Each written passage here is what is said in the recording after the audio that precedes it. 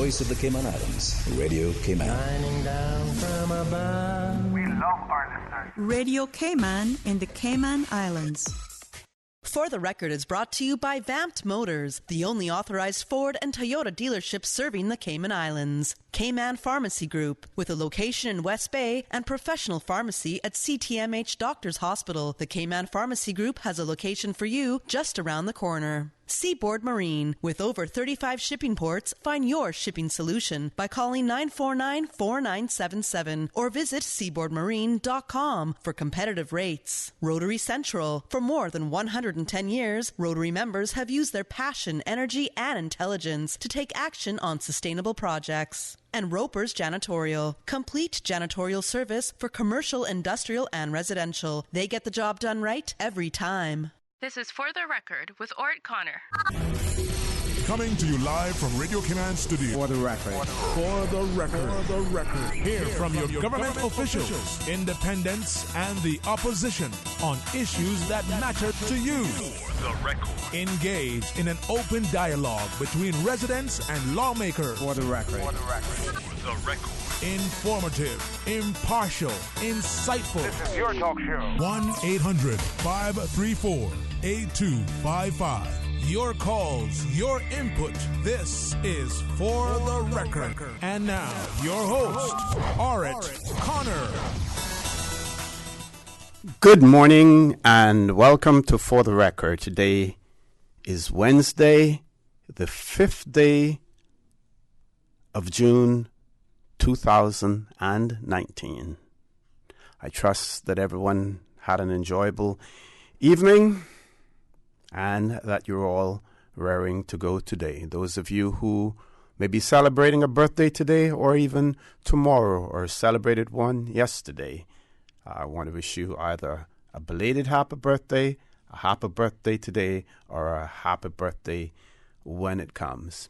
For those of you who have lost loved ones, we extend our sincere condolences to you and your family and ask the good Lord to bless you and to keep you strong during these challenging times as well. I want to thank you, our listening and viewing audience, for allowing Radio Cayman and by extension For the Record into your homes, into your vehicles as you traverse the busy roads of the Cayman Islands, into your places of work, whether it be an office cubicle or if you're working in the outdoors. As you know, For the Record is a show produced by the staff and management of Radio Cayman, and it is geared towards keeping you abreast of issues as they arise and play out on the local, regional, and international scene. I'm your host, Orrett Connor, and you're welcome to join me every Monday, Wednesday, and Friday from 7:30 a.m. until 10 a.m. Our phone lines are always open. There's always someone there waiting to take your calls. 9 times out of 10, unless she's on vacation, is that beautiful radio voice of Miss Susan Watson. You can call us on our toll-free number provided courtesy of Flow. That toll-free number is 1-800-534-8255. You can also call us on 949-8037 and 949-6990. Email us at For the Record. That is one word, For the Record, at candw.ky. WhatsApp us on 925-3261, where we encourage you to send us a text message or leave us a voice note, the contents of which will be played during the course of the show. And of course, you can follow us on YouTube simply by subscribing to Radio Cayman live stream. For those of you who are on the roads of the Cayman Islands this morning, whether you're a pedestrian, a cyclist, a bicyclist, operating any type of motorized vehicle on the roads, we urge you again to be extremely cautious, observe the rules of the road, and always remember that the life you save may be your own. Today, being Wednesday, we expect to have Emily, Mr. Kenneth Bryan in the studio with us, probably after the 8 o'clock news. We also recognize the fact that the Legislative Assembly will be in session this morning as well. So that normally will take place around about 10 o'clock in the morning. So we also want to bear that in mind. And Legislative Assembly in session today in June of 1966 the Legislative Assembly, the fourth meeting of the fourth session of the Legislative Assembly convened on the 9th of June, 1966. Those days, the Legislative Assembly met in the town hall in Georgetown. There were occasions also when the Legislative Assembly was being constructed, that meetings were also held in West Bay as well. But this particular meeting, the fourth meeting of the fourth session, 1966, the 9th of June, 1966, held in Georgetown. The first order of business would be the confirmation of the third meeting of the fourth session, which was held on the 10th of March, 11th and 14th, 1966. So they had a meeting in March, then they had one in June. They also pointed out that the president's address would be given, and the president, of course, as you know, in those days was also the administrator, later to become the governor, and they continued to preside over the Legislative Assembly until we eventually had a speaker, our own Caymanian speaker, first speaker, now our national hero, the Honorable Sybil McLaughlin. The president's address would be given in the morning at 9 o'clock in the morning, and they were expecting his address, amongst other things, to cover matters of the cinematography law, the regulations, and daylight savings time. So in 1966, I may have mentioned this to you once before, that there was talk about the Cayman Islands moving to daylight savings time, and that was a matter that was debated in the Legislative Assembly, and I'll share some of that with you, if not today, on later dates as well. Also, they pointed out that of special interest during that particular meeting would be the report of the Taxation Review Committee. There again, we had a review committee that was charged with looking into the possibility of taxation, imposing taxes in the Cayman Islands.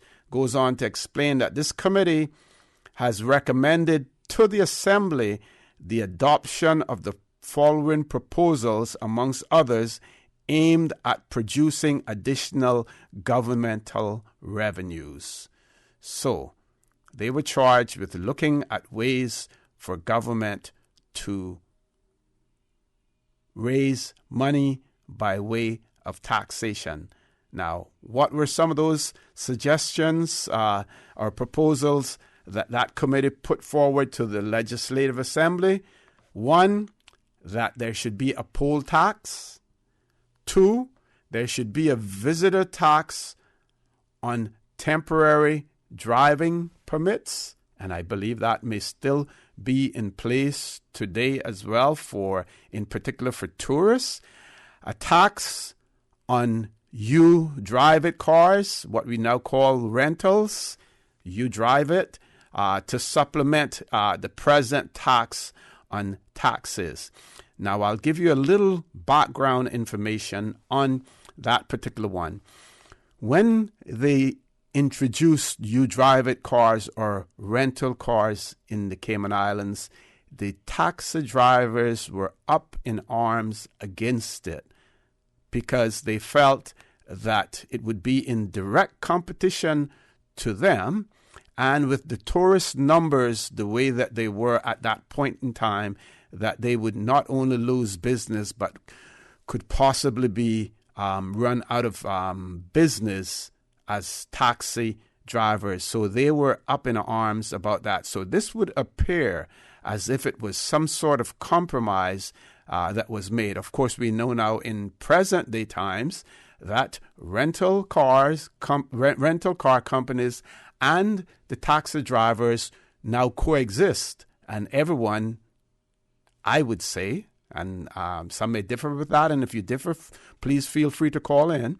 But I would venture to say that each entity, those are the taxi drivers as well as the car rentals, are all getting a piece of the pie. So let me rehash again some of the recommendations made by this taxation committee, the Taxation Review Committee. 1, that we should introduce a poll tax.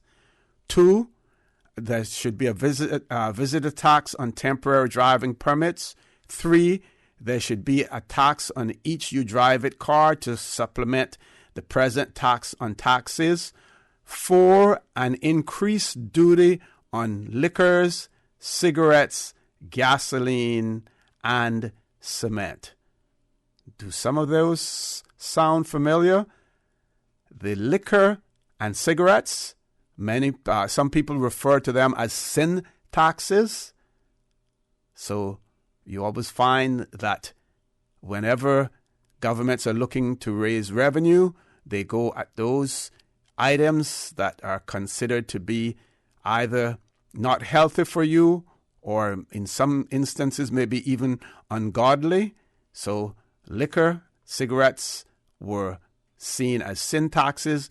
Gasoline, I don't know the reason for that, but we still have high gasoline prices today, and some will say that it has to do with various reasons, but not sure how much government gets out of the gasoline tax that we out of what we pay on the price of a gallon of gasoline. I'm not sure what the government gets out of that price.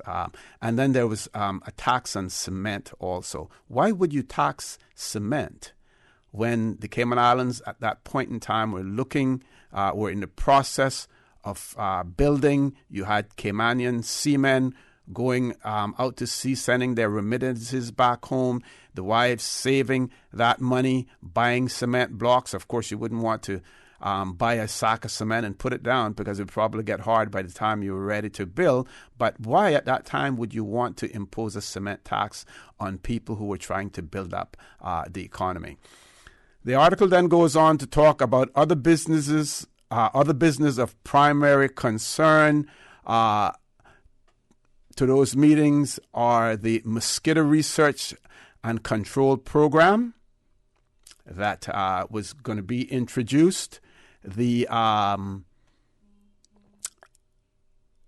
defamation bill. So they were going to introduce a bill that dealt with persons defaming others. This sounds like some political initiative there. And of course, in those days on the political platforms, there were all sorts of statements being made and what old Caymanians would say, people being blackguarded. So maybe that is what the defamation bill was there for. And it goes on to say, which extends and broadens the presently existing law.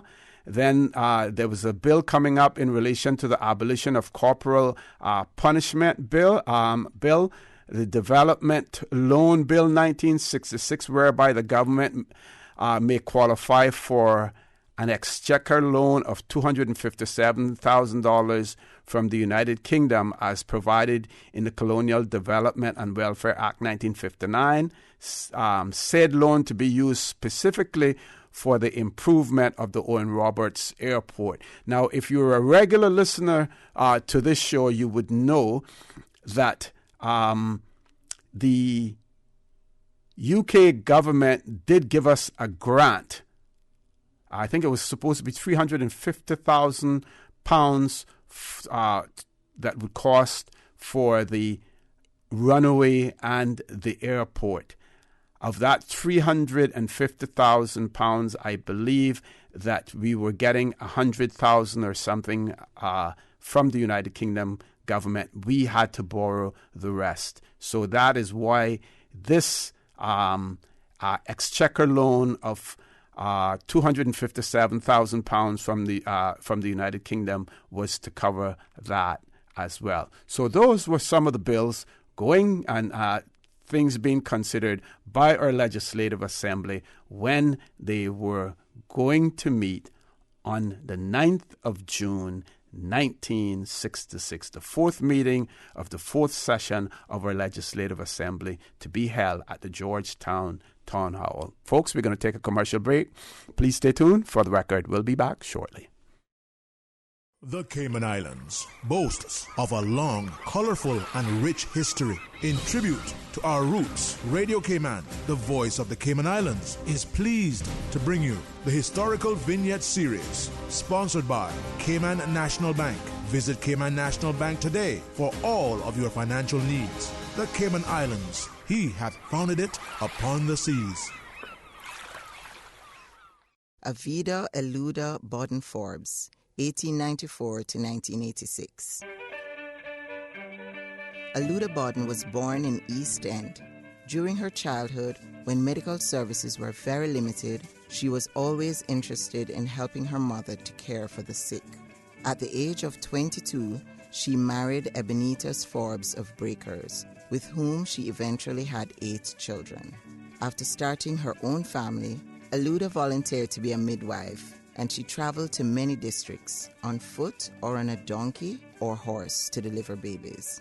Sometimes she would leave home a week prior to the due date to help prepare for the birth, and she stayed up to 8 days after the birth cooking and caring for the new mother's family. When she was at home, Eluda made thatch rope, baskets, and brooms. Brooms were her specialty, and she received requests for them from the United States and Canada. She was the last known Caymanian to make castor oil from the oil nut that was grown locally. She knew many different herbs, which she gathered from the bush and made into medicine for her patients. In hundreds of deliveries, she never lost a child or its mother.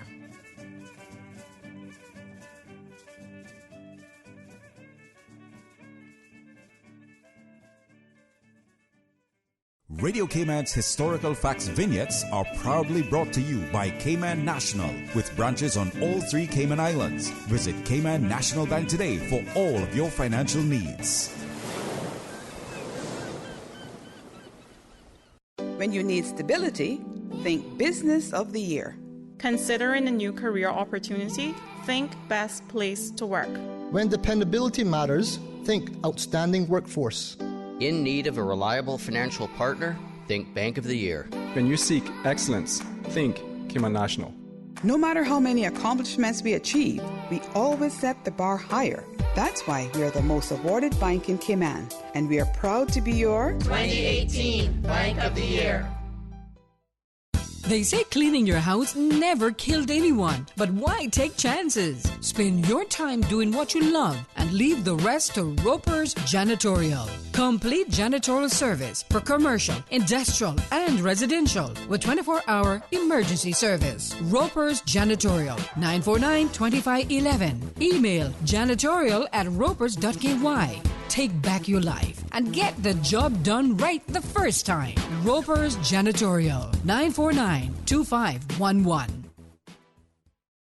Why my wife always asking if I'm in a rush when she's the one always making us late? Might as well say, yeah, I'm in a rush, and go buy the new Toyota Rush you've been talking about, because they on sale this month. Dial teacher. The super special spring SUV sale at Vant Motors. Save up to $4,400 with SUVs starting at only $23,500, like the 7-seater Toyota Rush. Save money, get cash back, or use the discount to upgrade features on the SUV of your choice, including the Toyota RAV4, the Fortuner, the Rush, or the Ford EcoSport. It's our super special spring SUV sale. Only at Vant Motors, Walkers Road.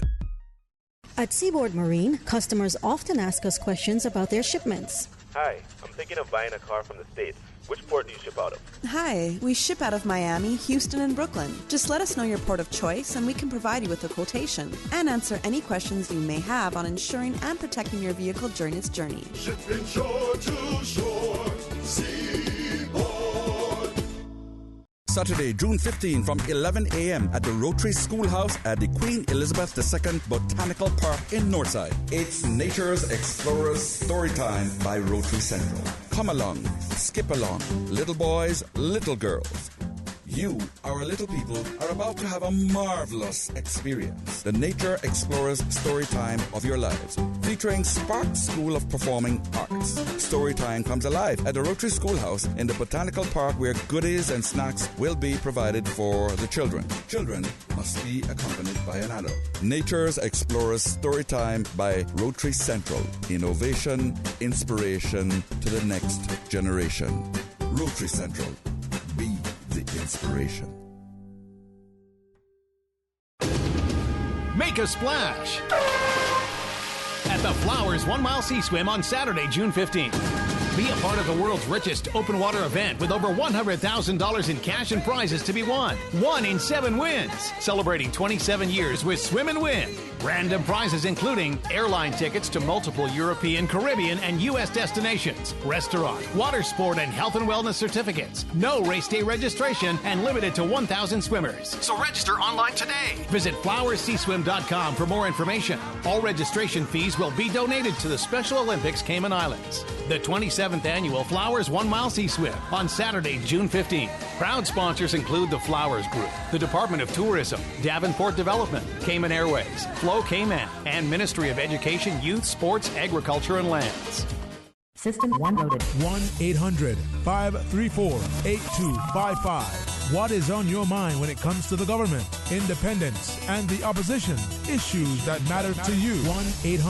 1-800-534-8255. Waiting to hear from you. For the Record. This is For the Record with Orrett Connor. Good morning and welcome back to For the Record. No guests in the studio yet. We're expecting Mr. Kenneth Bryan, but we are also reminded of the fact that the Legislative Assembly will be meeting today, so we have to bear that in mind as well. We have one caller. I just want to say that the other article, 2 more articles of interest in 1966, the 9th of June. Of course, we know hurricane season started on the 1st of June of this year, like it did every year. And the first hurricane in the area for 1966 was Hurricane Alma. And there's an article in talking about Alma just missing Cayman. And then there's another article speaking about a tornado that hit Cayman Brac in 1966 as well. Not sure if we'll have enough time to share those with you, because we're going to the phone lines now. Caller, good morning. Welcome to For the Record. Good morning, Mr. O.C. I want to just let you know how much I appreciate those history things. I love history. Morning, sir. Thank you very much. Thank you. Mr. O.C., the National Conservation Law, as you know, has been under a lot of criticism. Mm-hmm. And when you really read the law, you realize a lot of the things that's being said is not correct. It's not what the law says. Okay. And I'm not a member of the National Trust, but I know that they're having a meeting tonight at the Life Center on Walker's Road to explain the law and the workings of the law, and in practice how it's working. Because it's under review by the Premier. Right. And I would just ask you, sir, if you might announce it. It's at 5:30. Listen, I'm really overstepping my bounds because I'm not even a member. But people should come to it. Mm-hmm. And I haven't heard much publicity about it. It's at 5:30, Family Life Center, today, Wednesday, at the Family Life Center to discuss the National Conservation Law in print and its actual workings. And if you could announce that a few times, let's get people there, because our environment is part of Product Cayman, vital. We need it for tourism. We need it for our people. It's our heritage. Okay, so that is 5:30 this evening? Wednesday? Yes, sir. This evening. 5:30 this evening at the Family Life Center. Yes, sir. It's a discussion on the National Conservation Law. Right. Basically for to clarify, to explain what the law is all about. And and probably to clear up some of those misconceptions as well, you're saying? Sir. Yes, sir. Yes, sir, definitely. That's exactly what they're trying to do because, you know, even on the review committee, some of the statements that are made, you can't find in the law where it says what they say the law says. You know, it's crazy. And so if you could do that, people would, I think, those that would take the time to come would have a better understanding. Okay. And if anyone from the committee is listening, if they haven't already done so, they can certainly contact or people here at Radio Cayman on the bulletin board, 244-2187, 244-2187, where they can give that information out, and it can be announced on a regular basis on our bulletin board as well, Mr. Billy. Yes, sir. I don't know. But we, you know, I will continue to repeat it at least a couple of times more before the show is over as well. Thank you very much, sir. I look forward to see you there too. Sure. Because, you know, people will be calling you about it and whatnot, so that you just to be better informed. Thank you very much. God bless you, and keep up these history things. Will do. Will do. Thank you. Okay, so hurricane, first hurricane of the season, 1966. Article says two forces meet as Alma batters Iron Shore in the rear of the Trade Winds office. Now, if you knew where the Trade Winds office was, it was located in the Selkirk building, which is where now part of the North Terminal is located. At one time, it used to be the site of Dobson Hall, where we also used to have a school. And then you had the fort, Fort George, right there as well. Of course, none of those buildings no longer exist. We don't even have replicas of them, I don't believe. Unfortunately, you know, we have a way of destroying our history, not only our physical history, but if we're not careful, you know, our written history can be lost as well. So the article goes on to speak about 6 days of heavy, steady rains at last revealed their true purpose to Caymanians late on the afternoon of June the 5th. They were forerunners of the season's first hurricane. On June 5th, the presence of a tropical low-pressure area was detected over the northeast coast of Honduras. This low-pressure area soon developed into a tropical storm moving in a northeasterly direction, passing a short distance west of Swan Islands. A large area of overcast and squally weather extended over the northeast Caribbean Sea, producing in the Cayman Islands a deluge of rain, brisk winds, and sharply rising seas. The storm, during the early stages of her development, moved slowly in a northeasterly direction, gaining in intensity while approaching on page 6. Got to go to page 6 real quick. Page 6 real quick. Hurricane. While approaching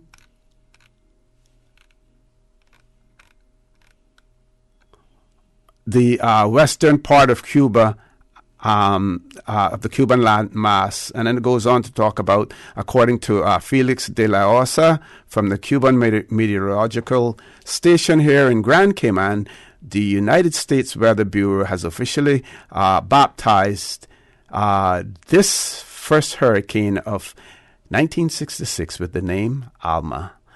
So we had a Cuban Meteorological Station here in the Cayman Islands, and that was manned by a gentleman by the name of Felix de la Osa. Any of you remember him? Not enough time to read to you about the tornado in Cayman Brac, but maybe we'll get an opportunity after the 8 o'clock news. So folks, please hang around, stay tuned. We have lots more to share with you right here on For the Record.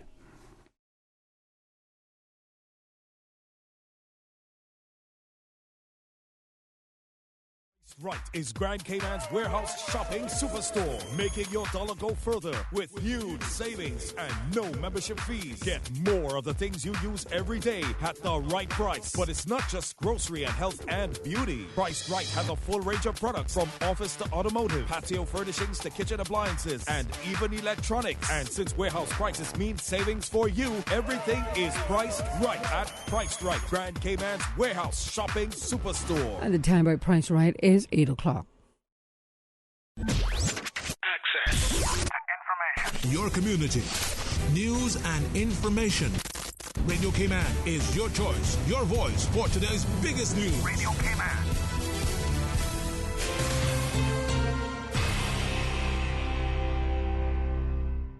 With your latest news, I'm Carsley Fuller. The Standards of Public Life is working to change the way Cayman sees corruption, starting at a young age. The governor says the organization's latest initiative involves the dissemination of a United Nations Office on Drugs and Crime educational program, Education for Justice. I would like to pay tribute to the work of our Commission for Standards in Public Life, spearheaded by the Chair, Mrs. Rosie Whittaker-Miles, and current members, Ms. Sheena Hislop and Ms. Isatu Smith.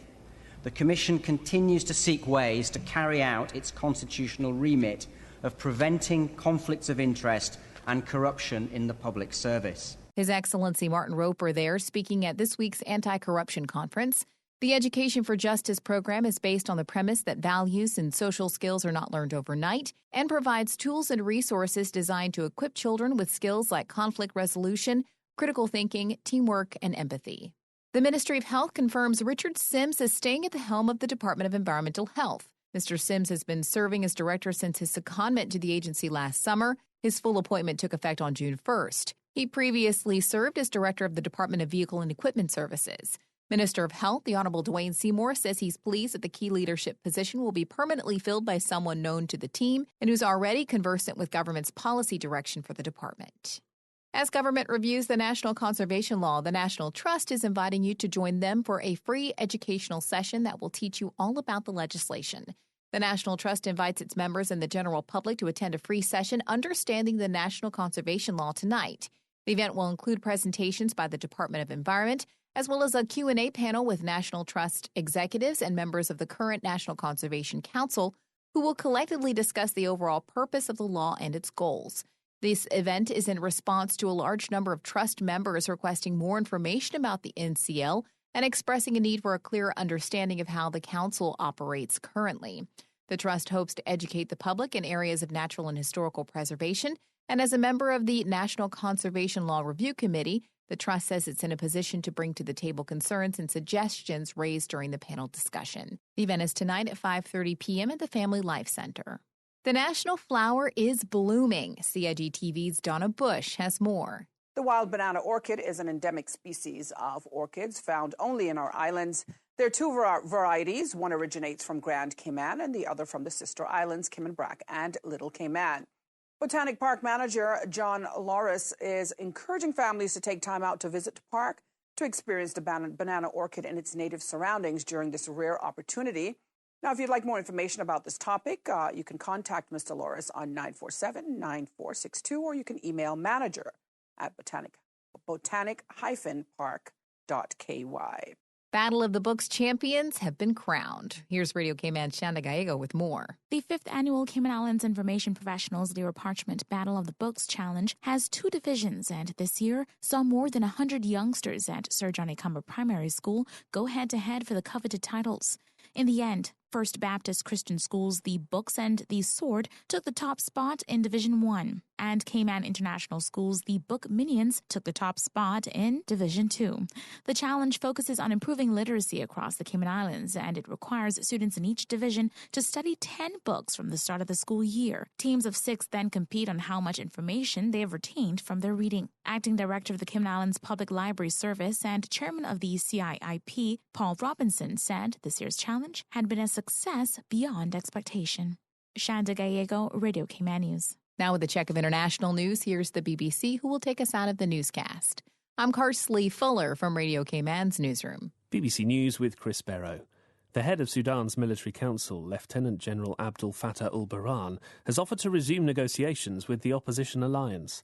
This comes the day after the general said that all agreements reached so far had been scrapped and elections would be held within 9 months. Queen Elizabeth is leading commemorations in the English city of Portsmouth to mark 75 years since the D-Day landings. The mission to liberate Nazi-occupied Europe was the largest seaborne operation in history and changed the course of the Second World War. President Trump and the German Chancellor Angela Merkel are among those attending the ceremony. BBC News. Access to information. What's happening in your community? News and information, music and more. You can find us.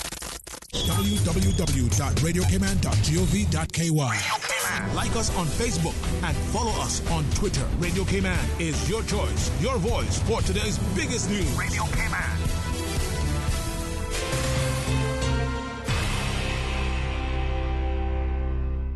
Hi, I'm Dawn McLean Brady, President of the Cayman Islands Small Business Association, better known as CISPA. Small businesses drive Cayman's economy. As small business owners, we depend on government to create an environment where we, as entrepreneurs, can do what we do best, and that's to provide products and services that are valuable to our customers and, in turn, employ others. The cruise piers and cargo ports provide these opportunities. Encourage our government to build a port and let the Caymanian entrepreneurial spirit shine. Support the port, support our tourism. Superstitch Sewing and Fabric Center was the proud sponsor of the Weather Report, your one-stop shop for all of your household items, craft items, jewelry, beads, and decorations, and much more. Call Superstitch at 949-2833 or email customer care at superstitch.com.ky. New stock has just arrived at Superstitch. Now don't take my word for it, drop by and see for yourself. Fresh off the boat, we have loads of fabric, vinyl upholstery fabric, fabric for cushions, outdoor fabrics, and dress fabric. That's not all. Superstitch has sewing accessories and craft items. Included in the new shipment, you will find sheets, comforters, throw pillows, bath mats, rugs, and curtains for every room in your home. Superstitch, 39 Pasador Place, Smith Road. Still offering the best price in town. Call 949-2833 or go to superstitch.com.ky. Good morning. Time now for the latest weather report. Current temperature is 84 degrees. Relative humidity is 85%. Barometric pressure 29.96 inches and rising. The wind is out of the east at 8 knots. Overnight low temperature was 80 degrees. Synopsis indicate light east to southeast winds and slight seas will prevail across the Cayman area for the next 24 hours due to a weak pressure gradient across the northwest Caribbean. Radar images show isolated showers in and around the Cayman area, which are moving towards the west. Now, the forecast for the Cayman Islands for today, calling for partly cloudy skies with a 20% chance of showers. Temperatures will be in the upper 80s. Winds will be east to southeast at 5 to 10 knots, and seas will be slight with wave heights of 1 to 3 feet. And forecast for tonight, pretty much the same, partly cloudy skies with a 20% chance of showers, and temperatures falling to the upper 70s tonight. Your winds will be east to southeast at 5 to knots or less, and seas will be slight with wave heights of 1 to 3 feet. High tide will be this morning at 10:18, low tide this afternoon at 4:52, and a high tide again tonight at 11:53. The sun will set this evening at 7 and will rise tomorrow morning at 5:47. And the outlook is calling for similar weather conditions through Friday morning. Superstitch Sewing and Fabric Center was the proud sponsor of the Weather Report, your one-stop shop for all of your household items, craft items, jewelry, beads, and decorations, and much more. Call Superstitch at 949-2833 or email customer care at superstitch.com.ky. New stock has just arrived at Superstitch. Now don't take my word for it, drop by and see for yourself.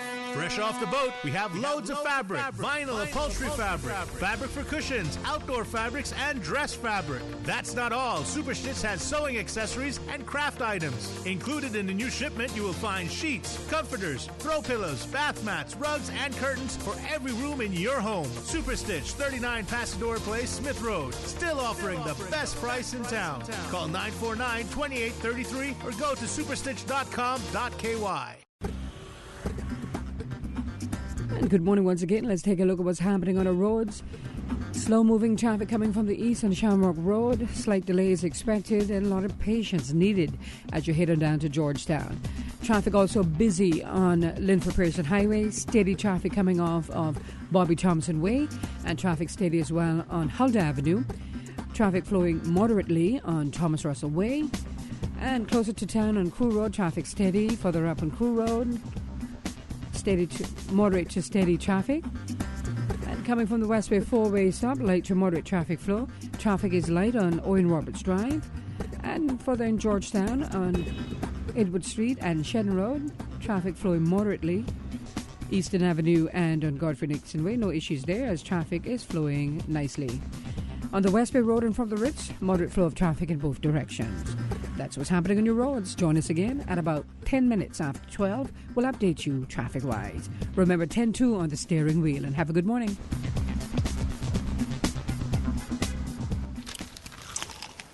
Excuse me, I noticed you from afar. Really?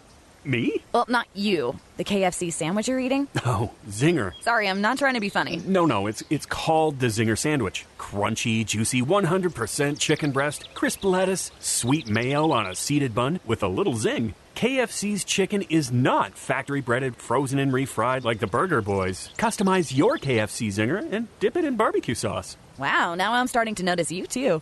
KFC, it's finger-licking good. At Logic, we make things better for our customers. It's why we're offering free Boost Wi-Fi. With Boost, you get improved Wi-Fi connectivity everywhere in your home, so there's no more dead zones. The only people we're not making this better for is parents. Because now, with seamless Wi-Fi in every room in your home, go to your room isn't really the punishment it used to be. Sorry about that. Sign up now for any Logic Bundle package and get free Boost Wi-Fi for a limited time. Visit logic.ky for details. Keeping cool in Cayman is essential, but can be costly. Making small adjustments to your household can lead to big savings and help protect the environment.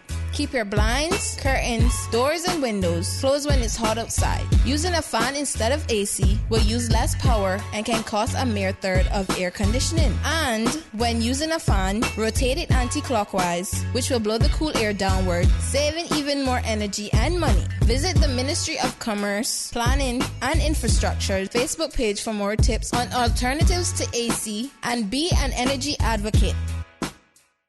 For the record, with Orrett Connor. Initiating system. For information that matters. For the record, with Orrett Connor.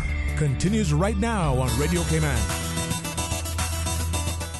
Good morning and welcome back to For the Record. No guests in the studio, so we're going to have an open line all morning from now until 10 o'clock.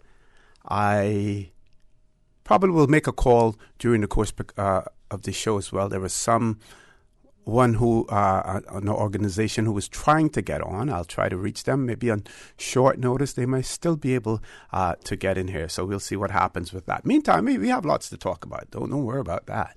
I'm going to bring Cayman Brack into the mix now as well. You know, Brackers over there, they listen to Radio Cayman. On Friday when I was over there, they were all telling me how they listen to Radio Cayman, how they listen to the show. As a matter of fact, one gentleman was bringing some material down for me, and I didn't get a chance to pick it up, so I have to get in contact with them because some historic stuff that he wanted me to share with the audience as well. So if he's listening this morning, I will certainly be in contact to get that. So in 1966, June of 1966, a tornado hit Cayman Brack. And the article in the Tradewind newspaper says, at 7:15 Tuesday morning. Now, I'm not sure what date that Tuesday morning would be. This was published on the 9th of June. I'm going to ask Ms. Susan to look up the 9th of June, 1966, and see what day of the week that was, because you can Google it, the 9th of June, 1966, see what day of the week that was, and then we can figure out basically what this date was on the Tuesday morning. But it says there, 7:15 Tuesday morning, a freak tornado struck the watering place area with winds estimated at 150 miles per hour. Damage was estimated as in excess of several thousand pounds. Several thousand pounds those days was a lot of money. Two small boats were destroyed by the sudden twister, and a third is missing and believed to have been carried out to sea. One housetop was completely ripped off and several others damaged. A number of small buildings were destroyed. Trees were uprooted and branches were scattered over a mile square area. So a whole square mile, branches were scattered. It says the tornado left in its wake a path of destruction more than 100 yards wide from the bluff to the sea. Fortunately, there was no loss of life or personal injuries sustained. So that was good to know. So the 9th of June 1966 was on a Thursday. So this was published on the 9th, and it spoke about the Tuesday. So that would have then been the 7th of June. So the 7th of June 1966, a tornado hit Cayman Brac. Winds of in excess of 150 miles per hour. Again, very historic. What else happened during that period of time? The administrator, Mr. John A. Cumber, was going on leave, and Mr. Desmond Watler, the assistant administrator, was going to be acting as administrator for 3 months, 3 whole months, folks. 1966, Caymanian assistant administrator can act for 3 months as the governor. Why can't we govern ourselves? This day and age, Honorable Franz Manderson can act when we're governorless. When Mr. Chowdhury was removed, why can't we govern ourselves? That's a rhetorical question. Folks, you answer it for me, please. We have a caller, Mr. Brian. Good morning, Mr. Brian. Welcome to For the Record from another end. How are you doing? I'm good. How are you? Not too bad, sir. Not too bad. I'm calling in, obviously, because I didn't make it in this morning. We have the LA this morning, and as you know, since the last time I was on the show, a few things have changed in respect to my position in the Legislative Assembly. Yes. So, congratulations, Congratulations. Thank you very much. I appreciate that. My intention this morning was actually to come in and enjoy the last Wednesday with you, at least for now. Mm-hmm. Wednesday, I'll definitely be joining the other opposition official members on Friday. Okay. But I want to favor the opportunity to speak to you one more time by myself on Wednesday. But due to the fact that we had to go in a little bit early to discuss a few matters for Parliament, I unfortunately won't be able to make it.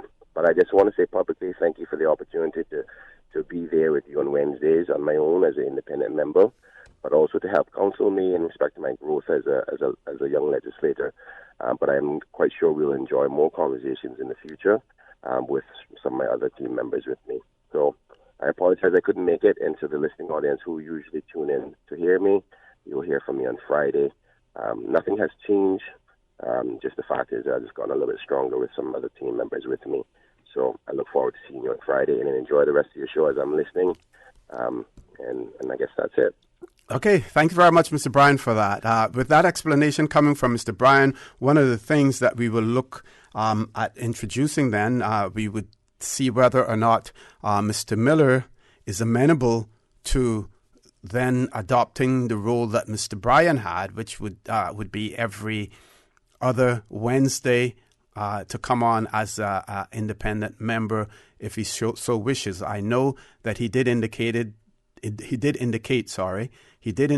that he would not be doing any shows in the month of May and June. So after June, we will be in contact with him before then and try to set up a schedule with him. And I want to thank Mr. Bryan for calling in. And I sort of anticipated that, but I wanted to hear it officially as well. We have another caller. Let's go to the phone lines. Caller, good morning. Welcome to For the Record.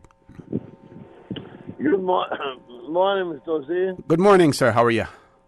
Oh, pretty good for an old man. Before I get what I call about it, there are two other events that happened in '66 that may be insignificant to most people. Mm-hmm. But for one, that was the year that slow live cable wireless came into Cayman. Mm-hmm. Because that was the day, that year my father resigned. Before that, he was a flow and digital and everything in one. No cable and radio station. Yeah. And we had that little Cuban station there as well. Okay, you heard me mention the name of the person who manned that station, right? Yes, Felix. Felix. Alexander, sir. Uh-huh.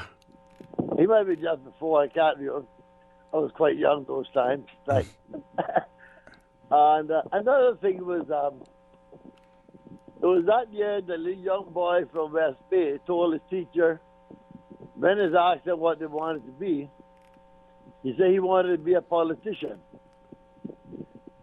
Uh-huh. And now, many years after, he's the oldest member in the House, first premier, and now the Speaker, Honorable Michaela Bush.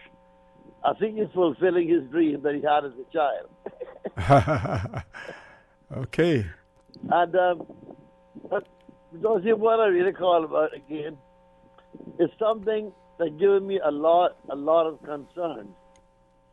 To lay groundwork first.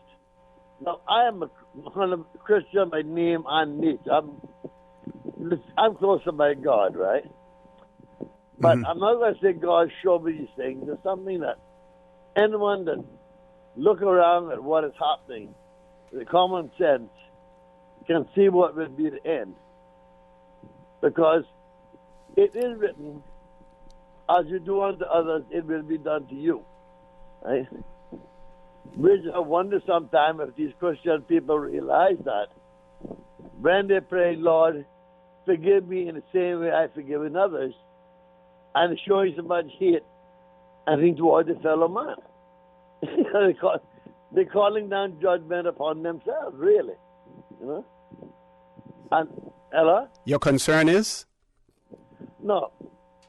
What is happening between America and Cuba and Venezuela? Now, America say they're fighting them because they don't want them to turn communists, right?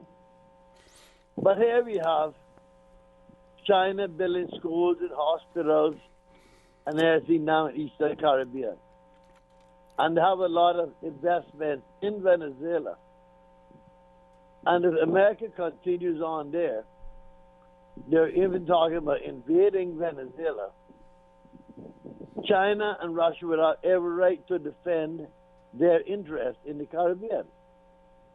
Something that could greatly affect the Cayman Islands, the tourism, banking, everything else. I think it's a very serious concern that we should have. Right?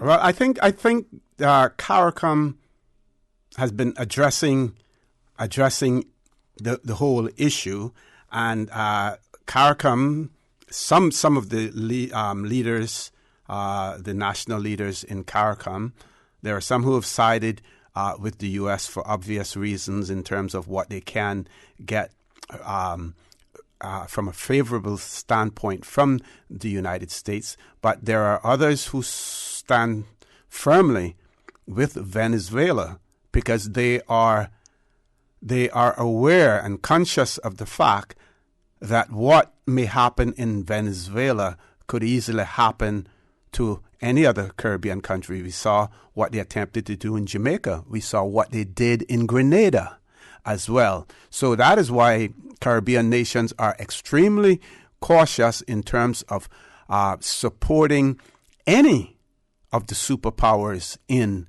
Venezuela, simply because it could happen to them. Now, what needs to be supported is the principles of democracy, and also looking at leaders who allow their people to suffer because of their political, when I say their, the political leaders' political ideology. Yeah, but that is the part that we don't see. I mean, let's take this reality now. Cuba was the first one America started after. Now, what kind of government does Cuba have? First of all, it's based on a similar type of government that the early church had, if you read in the Acts of the Apostles. We're not going to have enough time to go into such minute detail, caller. No, not much detail. What I'm saying is, right, the Cuban government are performing Christian acts. They're doing what you say we should do. And we have the Christian people in America fighting them because they're doing Christian acts, regardless of what name they give to the government. They're not oppressing the churches in Cuba. We have Catholic, you have First Baptist, and other denominations. But now it's telling me you don't want a cruise ship going in there. You don't want trading for the Cuba. And this is why the people need medicine and food, because he doesn't even want the people in America sending back money to the old people, the wives and children back in Cuba. Mm-hmm. This is ridiculous. It is not freedom. Mm-hmm.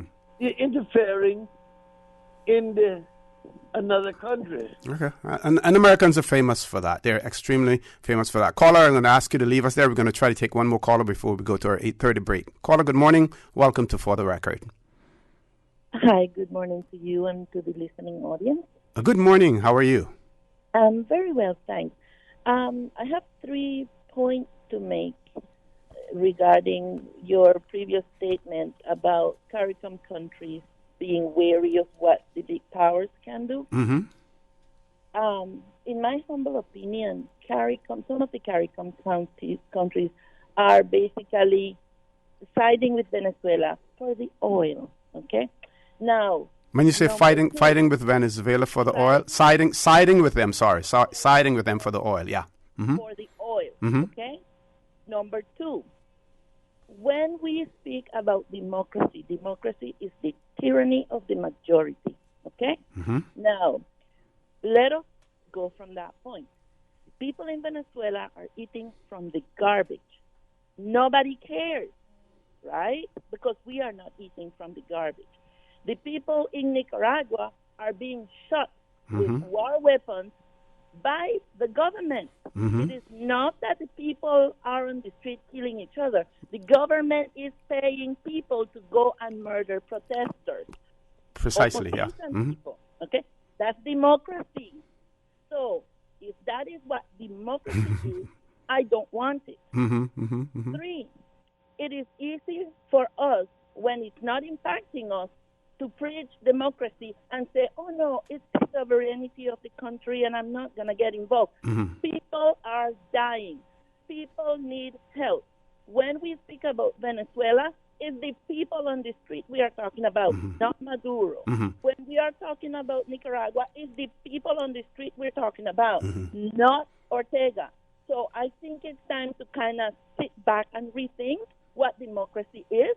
And it's time to sit back and rethink who the people are. Mm-hmm. Now, call a question for you. You speak about correctly about the people and the suffering.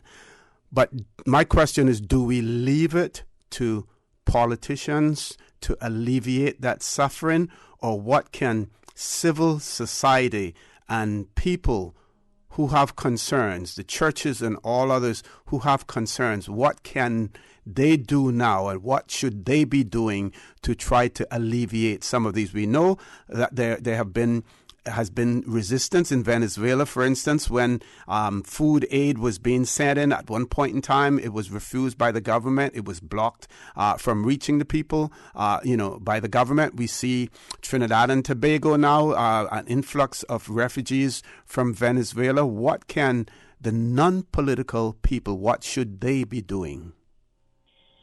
There are a number of things that they can be doing.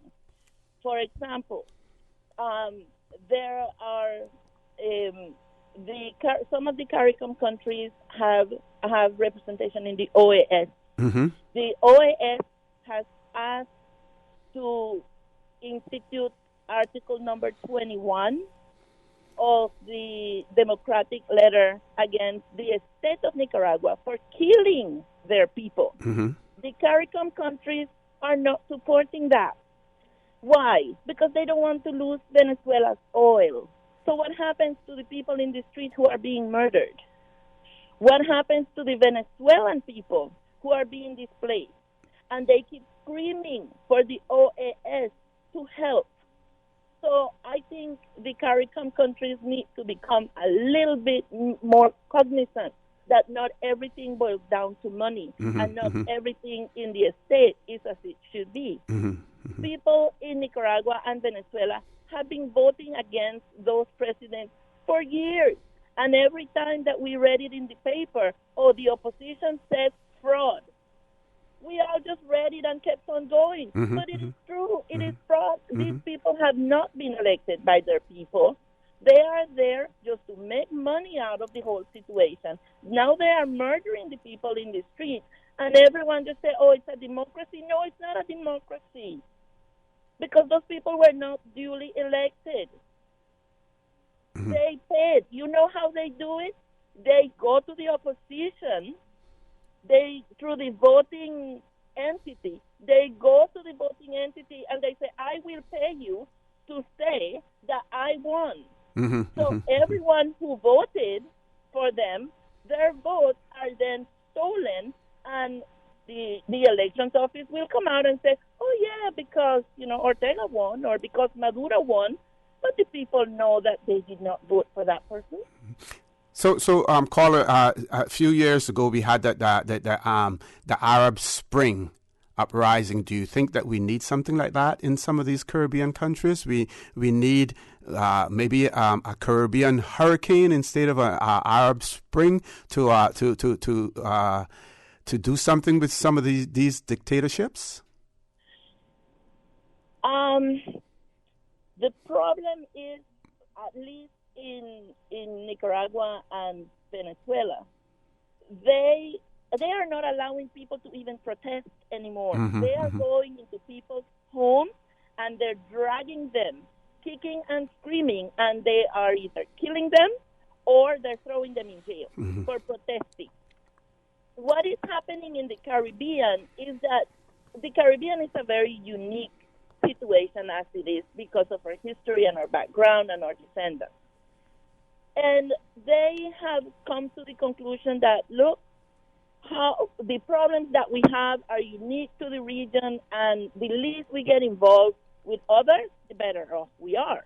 But as we have seen with Trinidad, sooner or later, it ends on your doorstep. Yes.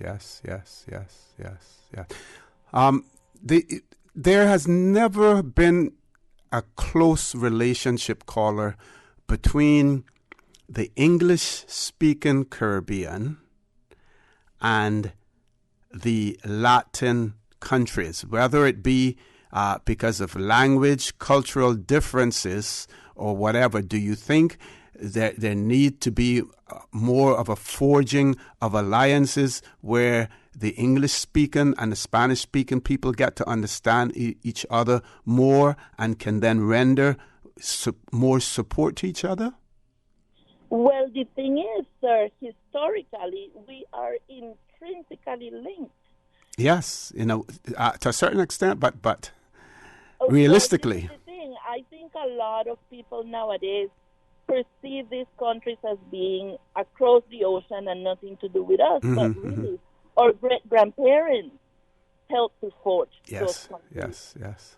We have Caymanians who went to Nicaragua, to the Atlantic coast.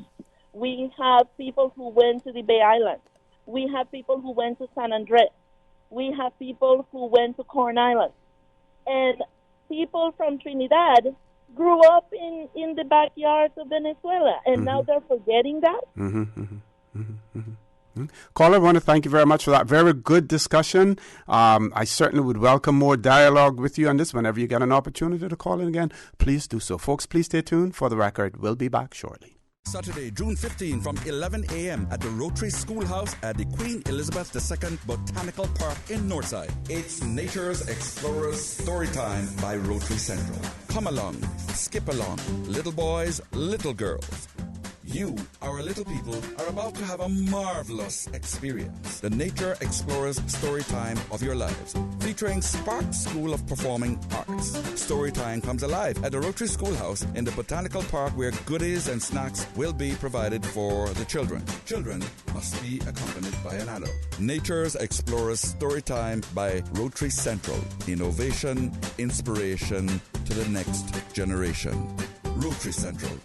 Be the inspiration.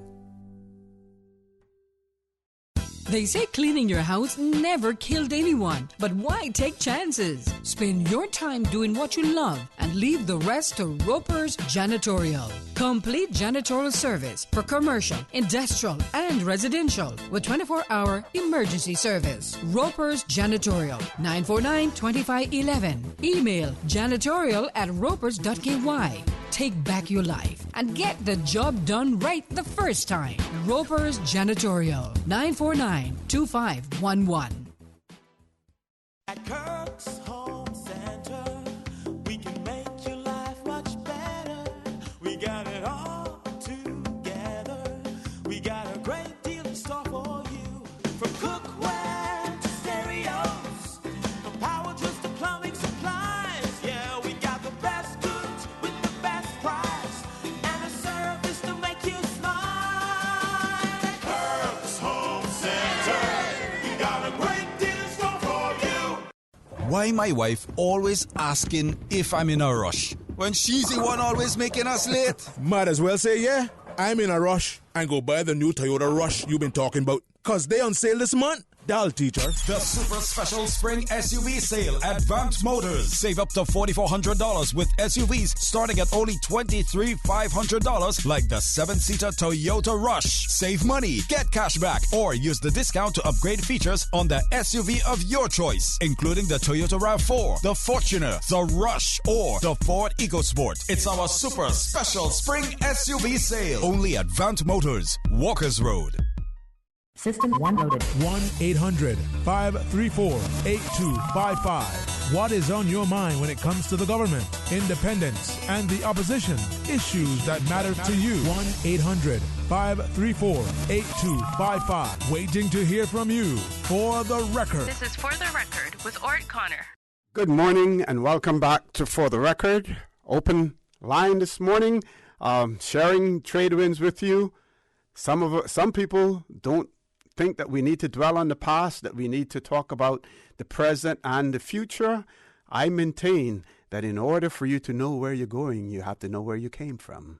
And in 1966, Tradewinds newspaper, cricket match, and dance schedule. And there's some names here, and let's see if some people recognize some of the names. It says, the strong Barclays Bank cricket team from Jamaica arrived here Saturday the 11th to play a two-day match against Cayman's 11. The Cayman 11 will be chosen from the following players. J. Powell, that would be Mr. Jimmy Powell. I recognize that name. M. Powell, that would have been Mackie Powell. W. Barnes, that would have been William Barnes. L. Hill, I believe that would be Lloyd Hill. And then L. Armstrong, Mr. Armstrong. D. White, Mr. Derek White. E. Parchment, not sure what the E stands for, but if you know, call in and let me know. P. Forrestal. D. Lemming. H. Ricketts, Mr. Ricketts would have been a teacher. J. Borden, not sure who that is. B. Sims, that would be Beaver Brook. We know him as Brooks Sims, Beaver Brook Sims. A. Jump, that would be Alvin Jump. E. Bush would be the one and only Ed Bush of football and Radio Cayman fame as well. B. Ebanks, not sure who that is. Mr. A. Ebanks, that would be Mr. Arthur Ebanks, is not available for selection. So those were the names that the Cayman Select 11 would be chosen from. And it says the tour will be a success only if the public supports it wholeheartedly, even if it means a great sacrifice on its part. Don't we want to extend to them the kind hospitality shown to all of our visitors? That was the question asked. Admissions to the upcoming dance. There was going to be a dance at the Galleon Beach, and says admission to the welcoming dance, which will be held at the Galleon Beach Hotel on the evening of the 11th of June, is by ticket at 30 shillings each. 30 shillings? That's a lot of money in those days for a ticket. This should not be regarded as a huge price, as it will cover admissions and the buffet. And, of course, you could contact any member of the team to purchase their tickets as well. What else did we have in the June 9, 1966 issue of the Tradewinds newspaper? There's an editorial in relation to the meeting of the Legislative Assembly. But I think this one is important before then, because we need to pay tribute to all of our legislators and those past legislators, those who are still alive as well. And here's an article about Mr. Burns Ruddy, who had just returned from London, England. It says, Mr. Burns Ruddy, member of the Legislative Assembly of the Cayman Islands, returned last week from London, England, where he had attended the 15th parliamentary course of the Commonwealth Parliamentary Association. And he goes on to explain that it was a wonderful meeting. Classroom work was very interesting, and the opportunity to meet and exchange ideas with other delegates was the high point of his trip. He said that the problems facing the now African countries were most complex and interesting, and gave him a new grasp of the enormous difficulties facing any new country seeking to govern its own affairs. Very interesting insight there. And he said here, I'm going to read it again, he said that problems facing new African countries were most complex and interesting, and gave him a new grasp on the enormous difficulties facing any new country seeking to govern its own affairs. And I'm going to add a little bit to that, a little bit of social commentary to that. Any country seeking to govern its own affairs is going to have difficulties, enormous challenges. Number one, if the administering country does not prepare them to make that transition. And number two, if those political leaders in those countries do not seek to empower and to educate their people on the challenges that they may face, but also at the same time pointing out to them the benefits that can be achieved by it as well. And we know what happened in the 50s and in the 60s when countries were seeking the independence. Many of them only got their independence by simply fighting for it. So you know, if you had to fight for it, then the administering country wasn't really going to be handing you and giving you anything of any value if you had to fight for it. So when they left many of those countries that they colonized in tatters. The Portuguese are reputed to have even taken out the plumbing out of the buildings, the government buildings, when they left some of their colonial countries like Angola and Mozambique. So, but Mr. Burns had a very, very successful trip. He learned a lot about it, and he talked also about lectures and tours were held for the delegates in London, in Northern Ireland, and in Jersey. The purpose of the course was according to Mr. Rudder, is to acquaint the delegates more fully with the complexities of parliamentary procedure and parliamentary government. Some 5 or 6 hours were spent each day in classroom activities, he said. And I believe that our new parliamentaries, some of them still go through some of the same procedures, as well. Time to take a commercial break again. When we come back, we're going to look at the editorial that spoke about the bills that were being presented in the Legislative Assembly in the sitting of the fourth session in 1966. Please stay tuned for the record. We'll be back shortly. I remember playing at 7 Mile Beach as a boy, eating mango by the sea, learning how to snorkel. My mother, she worked so hard to provide for our family so that we could have those moments. Seeing her age has been tough. A strong, capable woman, now in need of daily support, it's my time to be strong for her. CTMH Doctors Hospital Pharmacy understands the importance of the careful decisions you make every day for your family. Our staff work towards healthcare excellence and providing the most current and up-to-date training with pharmaceutical care, so you can feel confident in knowing that your family is safe with the right medication. At CTMH Doctors Hospital Pharmacy, we take care of your health.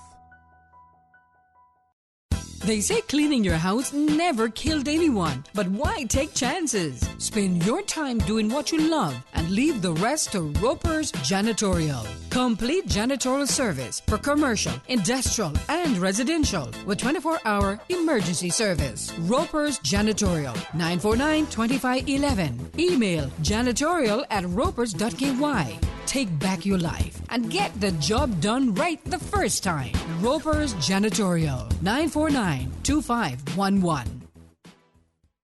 The 18th Annual Talent Exposition of the Arts, Sunday, June 30th at the Hockwell Theatre, is brought to you by the New Self-Help Community Foundation. This event is proudly sponsored by Rubis Eastern Avenue, Savannah, Red Bay and Jose's, Rainbow Realty, Cayman National, Mitsubishi, Ministry of Education, Youth, Sports, Agriculture and Lands, Bodden Corporate Services, L&T Tires, Island Heritage, Reliable Industries, Markson's Furniture, Ministry of Health and Culture, and Muck Ross. Prepaid tickets for the 2019 Talent Exposition of the Arts at the Hockwell Theatre are available at Funky Tanks and Winter Circle Sports for $10 or $15 at the gate.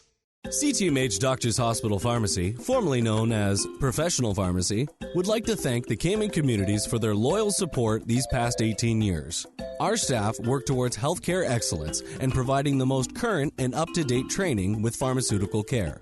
Thorough background checks and follow-up consultations is only the beginning. Your safety is our concern. Our staff are respected healthcare professionals whose job requires careful and precise calculations.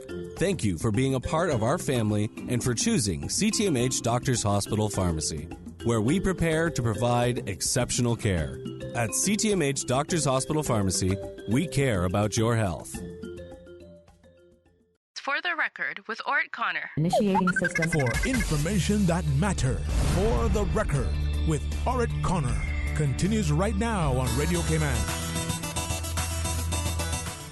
Good morning and welcome back to For the Record. No guests in the studio, so we have an open line. And if you don't know where you're coming from, it's highly unlikely you will know where you want to go or even how to get there. Here's a way to help you know where you're coming from by way of the Tradewinds newspaper. This particular edition is the edition of the 9th of June, 1966. Editorial says this session of the Legislative Assembly makes significant advances in the progress of government in these islands. For one thing, the complete agenda for the session has been provided to the press nearly a week in advance, and most of the legislative program proposed is bold and progressive. Now, let me stop there for a second. 1966, the press, and by the press getting it, then it meant that the public could get it by way of the press. the whole agenda for the legislative session, for that legislative session, was provided in 1966. Rhetorical question again, people.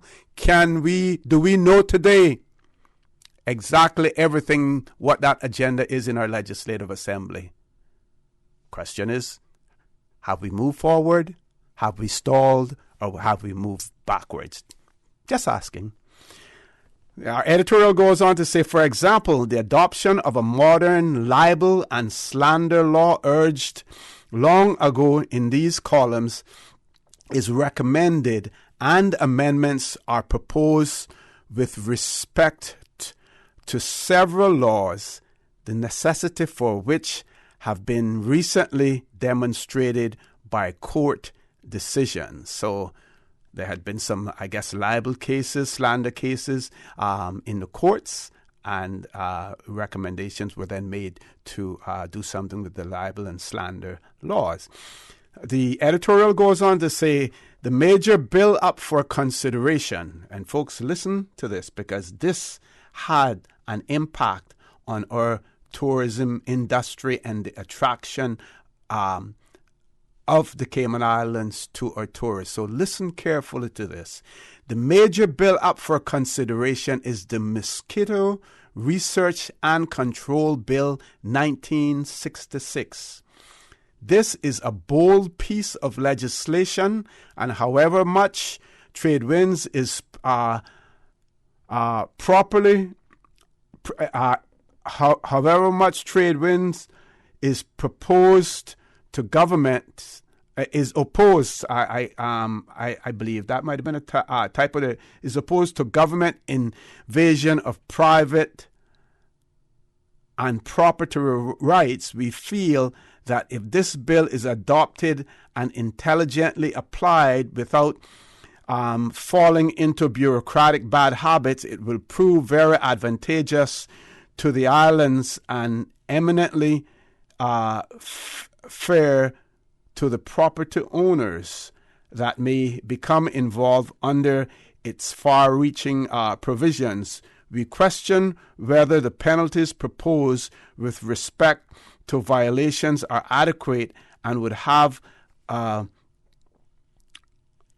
thought a sliding scale of penalties preferable, perhaps on an acreage basis, to ensure that if the necessity should arise to invoke these provisions, they would be imposed equitably in accordance with the magnitude of the offense as it affects the scheme as a whole, as judged by the extent of the lands of the offending owner.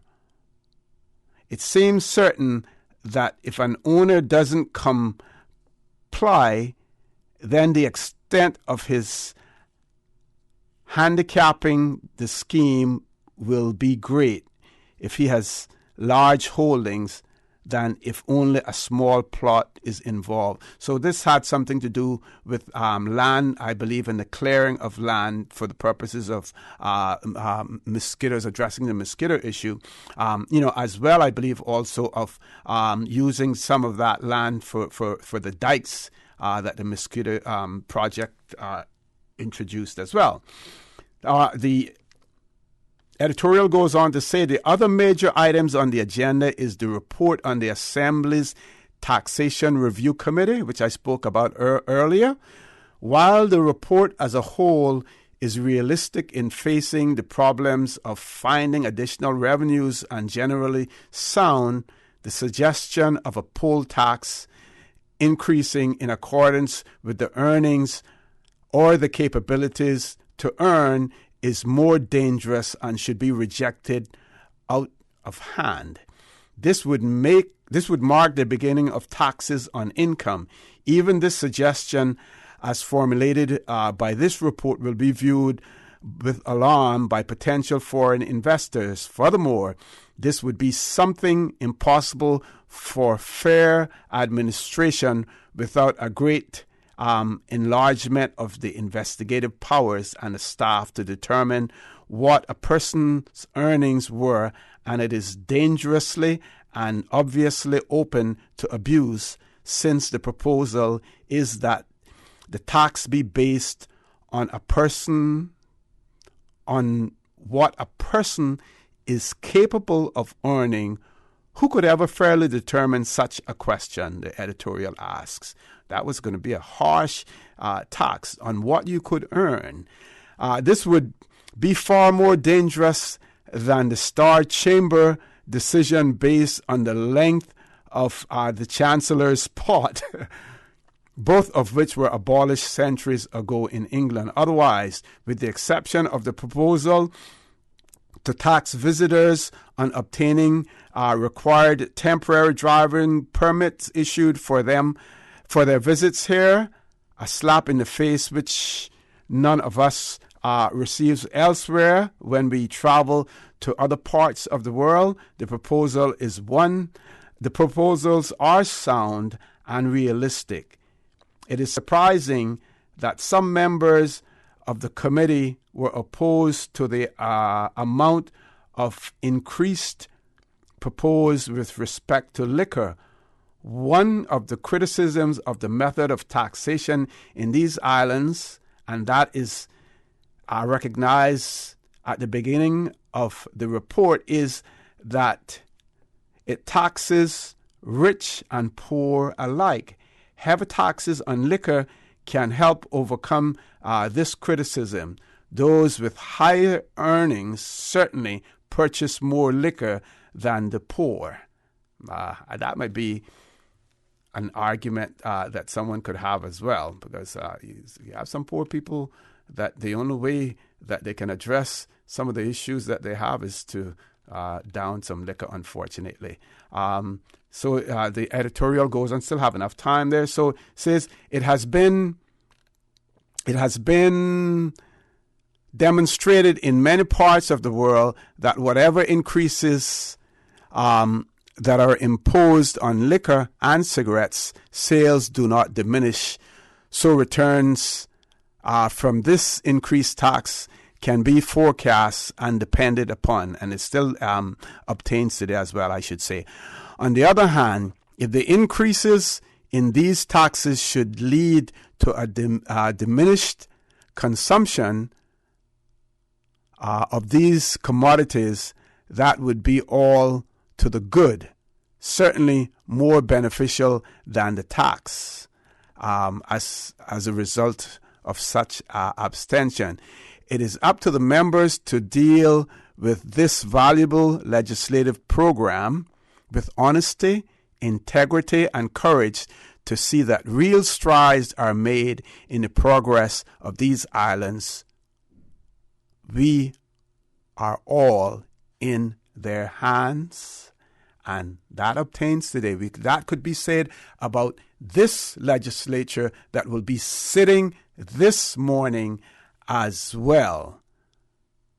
We look forward to you. We trust that you will approach the legislative session with honesty. This one here, on the 5th of June, 2019, with honesty, integrity, and courage to see that real strides are made in the progress of these islands, because we today legislators are in your hands as well. So I'm just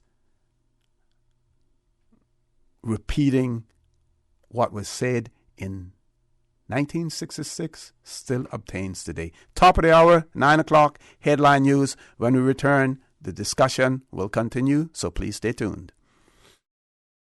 Continuing the Caymanian tradition. Let Korab keep my ground so clean. The heart and soul of the Cayman people. Thank you for keeping the culture alive. There's spread the news every day. From East End to Georgetown, down into West Bay. Radio Cayman in the Cayman Islands. Radio Cayman. Headline. Radio Cayman's newsroom. These are the biggest stories right now. The governor says the Standards and Public Life Commission is working to change the way Cayman sees corruption by starting at a young age. Government plans to disseminate a United Nations Office on Drugs and Crime educational program, Education for Justice, which is based on the premise that values and social skills are not learned overnight, and provides tools and resources designed to equip children with skills like conflict resolution, critical thinking, teamwork, and empathy. The number of people killed in a crackdown on pro-democracy protest in the Sudanese capital Khartoum has risen to 60. Members of a feared paramilitary group are reported to be roaming the streets attacking civilians. The violence began when forces of the Transitional Military Council opened fire on unarmed protesters on Monday. And police have raided the Sydney headquarters of the Australian Broadcasting Corporation in a second day of searches targeting journalists. Officers arrived at the public broadcaster with search warrants, naming 2 reporters and the news director. The ABC has protested over the raid. The action is related to articles about alleged misconduct by Australian forces in Afghanistan. Those are your headlines. I'm Carsley Fuller. Radio Cayman, the voice of the Cayman Islands. What's happening in your community? News and information, music and more. You can find us. www.radiocayman.gov.ky. Like us on Facebook and follow us on Twitter. Radio Cayman is your choice, your voice for today's biggest news. Radio Cayman.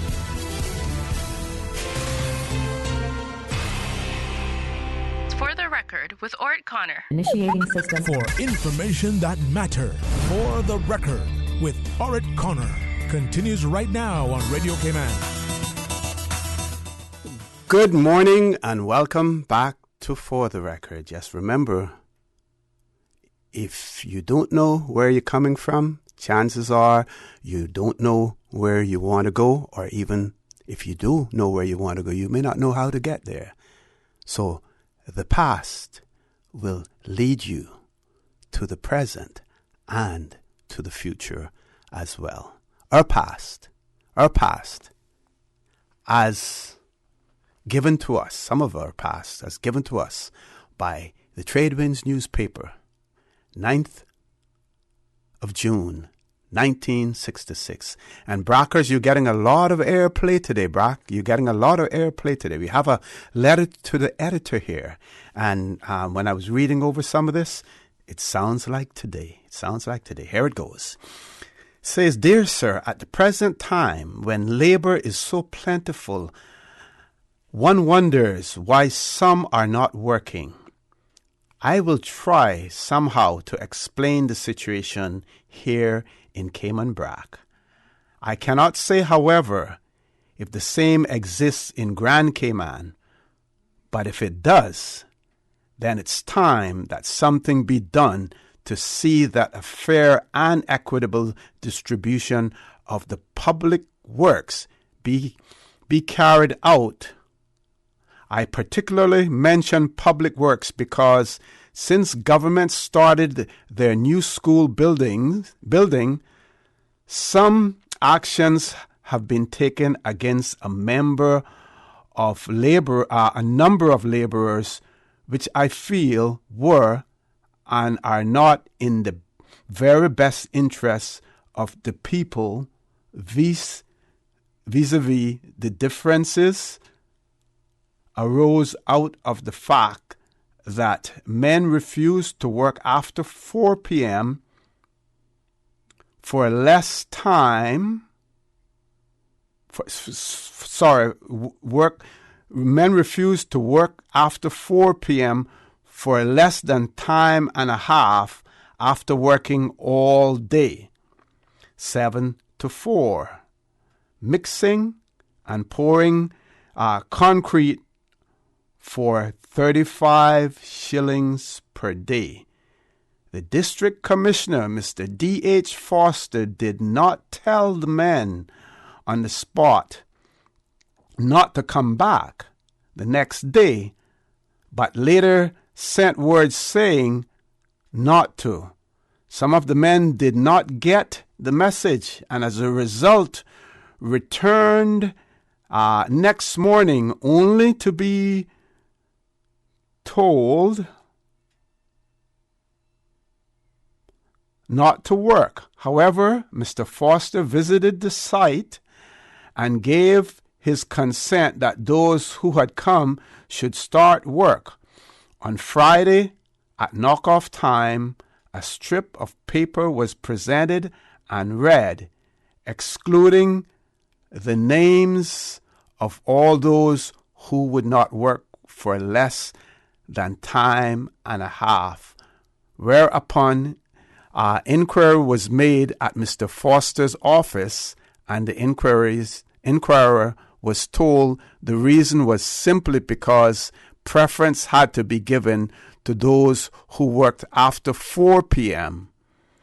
I ask, is this fair or plain prejudice? Must we be in fear of our bread being taken from us because of such a refusal? Or are we free to accept or refuse?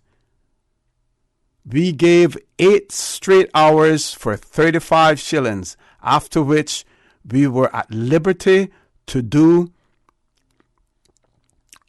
with overtime as we wished. It was our desire to work on, but at a slightly higher rate. Because of this, we have been denied any work so far as this building is concerned. I would say that serious thought be given to matters of this nature before the, quote, ill winds of anger blow, close of quote. The quote is, before the ill winds of anger blow over the peaceful fields of labor. Respectfully, Orrin Jackson. So those of you who know Mr. Orrin Jackson, I don't know if he's still alive, but he certainly voiced his opinion. You work the 8 hours, and after that, if you don't want to pay us time and a half, we're not working. They didn't have a labor union, but they had their principles. And we see what kind of power the district administrator had that time. We see what kind of power that we allowed civil servants to hold if we didn't have laws to protect workers in the Cayman Islands. And some may say, ain't much changed. Not much has changed. Today, same way. I think we have a few callers. Let's go to the phone lines. Caller, good morning. Welcome to For the Record. Good morning.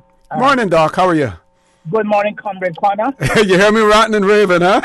Yeah, it seems to me that you don't have any Duma members this morning. No. Yes. It's good that you're reading those excerpts. I have them, and I look at them from time to time. Sometimes during the week, it refreshes my memory, and it keeps me informed of the road we have traveled, and the road we still have to travel, and the road that we'll be traveling. My grandchildren and children will be traveling. Yes, sir. That's very important. Now, I know that there's a proposal to have some sort of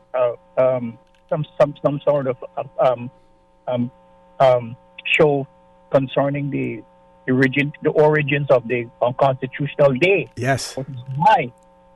But as I brought to the attention of the principal of that effort, the 3rd of July, 1959, is just as important as the 4th of July. Okay. 1959, because there was a very, very important meeting on the 3rd of July. It was the last meeting of the Westbury. The 3rd of July was the last meeting of the Westbury. Mm-hmm. And it's very important to see that who was going on under the new constitution to be members of the Legislative Assembly, because you remember it was some 40-odd people right. in the Westbury. And then the Legislative Assembly was only going to consist of 12 elected members. And 12 elected members and the nominated members and so forth. Uh-huh. Now, it's very important to see the speeches, the addresses of of the members who were going on into the new legislative assembly and those who were being left behind. Okay. What they were saying. It tells you when you read them and you read the speeches now and stuff from members of the legislative assembly, now you'll see the difference between the caliber of men and the kind of men we had then. And those 12, they were going in as a result of universal adult suffrage? As a result of the new constitution that reduced the legislative assembly from all of those vestrymen to only 12 elected members. Right. So they were all elected, yes. Uh-huh. They were all elected members, and so the balance of them were not, who had to go back now to private life. Mm-hmm. We're not going to be part of the assembly. And on the 3rd of July was the last sitting of the vestry, and then the constitution took effect on the 4th of July. So the 3rd of July was a very, very important meeting of the vestry, where most of the vestrymen gave speeches of the reasons why they were not going over and congratulating those who were going over to the new assembly and so forth. Because remember now, Commissioner Major Donalds, before that, when he came, he had already put together an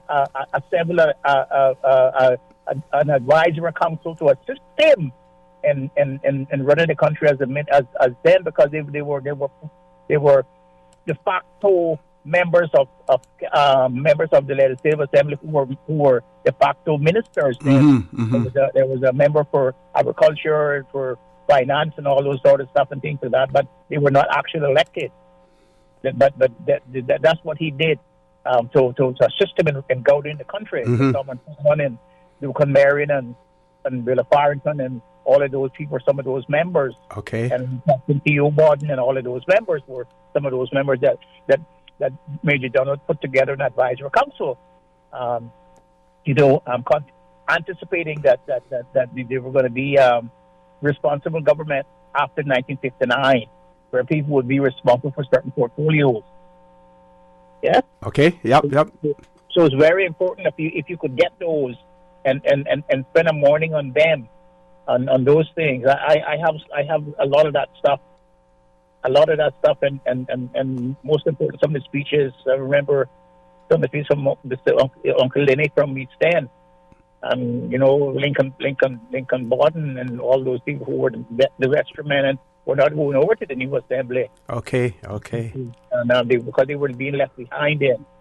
Remember, the numbers were being reduced now, and the assembly would be only 12 elected members on the fourth nominated members, and the official members. So, Doc, I hope that on this occasion that you will be a part of sharing that information with our audience. Well, if they desire, but like as you said, I noticed that nobody's calling in about your readings of the. Oh, they're all listening though. They tell me about it when I see them on the street. They say they enjoy it. They're all listening. Yeah, and another thing that I gather from Trade Winds is that it talked about people and it talked about issues. And unlike today, it was a different kind of newspaper. It was a community newspaper. It dealt with issues head on, and it's the editorial that you read there. Where they say that where the government was taking land, going onto people's land to cut up the land for the dikes and mosquitoes. Yeah, and you would have seen those articles too, talk about around town and things like that. You had reporters who would walk around and talk about the potholes on the street, talk about the garbage and everything. Like you said, it was a community paper. Exactly, and it was about people. It even told you who people were arriving and people who were leaving and things like that and whatnot and whatnot. It was about people, and I think people felt close then to each other and close to their country. It's not like now where the newspaper sort of ignore a lot of the local things and don't even bother. if you read a newspaper now, you would not. You would think that you're in a different country. Yep. Doc, I'm going to ask you to leave us there. We have to go to commercial break, but we will be talking, and hopefully the principals will be in touch with you soon. Thank you.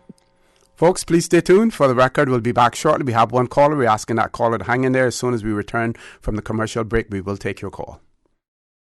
Why my wife always asking if I'm in a rush when she's the one always making us late? Might as well say, yeah, I'm in a rush and go buy the new Toyota Rush you've been talking about. Because they on sale this month. Dial teacher. The super special spring SUV sale at Vant Motors. Save up to $4,400 with SUVs starting at only $23,500, like the 7-seater Toyota Rush. Save money, get cash back, or use the discount to upgrade features on the SUV of your choice, including the Toyota RAV4, the Fortuner, the Rush, or the Ford EcoSport. It's our super special spring SUV sale. Only at Vant Motors, Walkers Road. Since March 2004, West Bay Pharmacy has kept their doors open to the local communities, even before, during, and after Hurricane Ivan. At West Bay Pharmacy, our staff provides so much more than pharmaceutical excellence. From the moment you walk through our doors to completing your cash out, our staff will have put your healthcare concerns at ease. We would like to take this moment to thank our loyal friends and customers. To us at West Bay Pharmacy, our patients are our primary concern. We provide thorough background checks and precise calculations to ensure your medical safety. Thank you for being a part of our family and for choosing West Bay Pharmacy, where we care about your health. Support our port, support our tourism. Did you know the cruise berthing facility will not cause flooding in Georgetown? In fact, wave walls will be built in addition to the piers, and marine engineers say that this could reduce the force of incoming waves. Learn more and spread the word. Looking forward, looking bright. Support our port, support our tourism. For the record, with Orrett Connor. Initiating system. For information that matter. For the record, with Orrett Connor. Continues right now on Radio Cayman. Good morning and welcome back to For the Record. As promised, we're going straight to the phone lines. Caller, welcome to For the Record. Thanks for being so patient. Hi, OC. Good morning. Good morning. How are you? Good, thanks.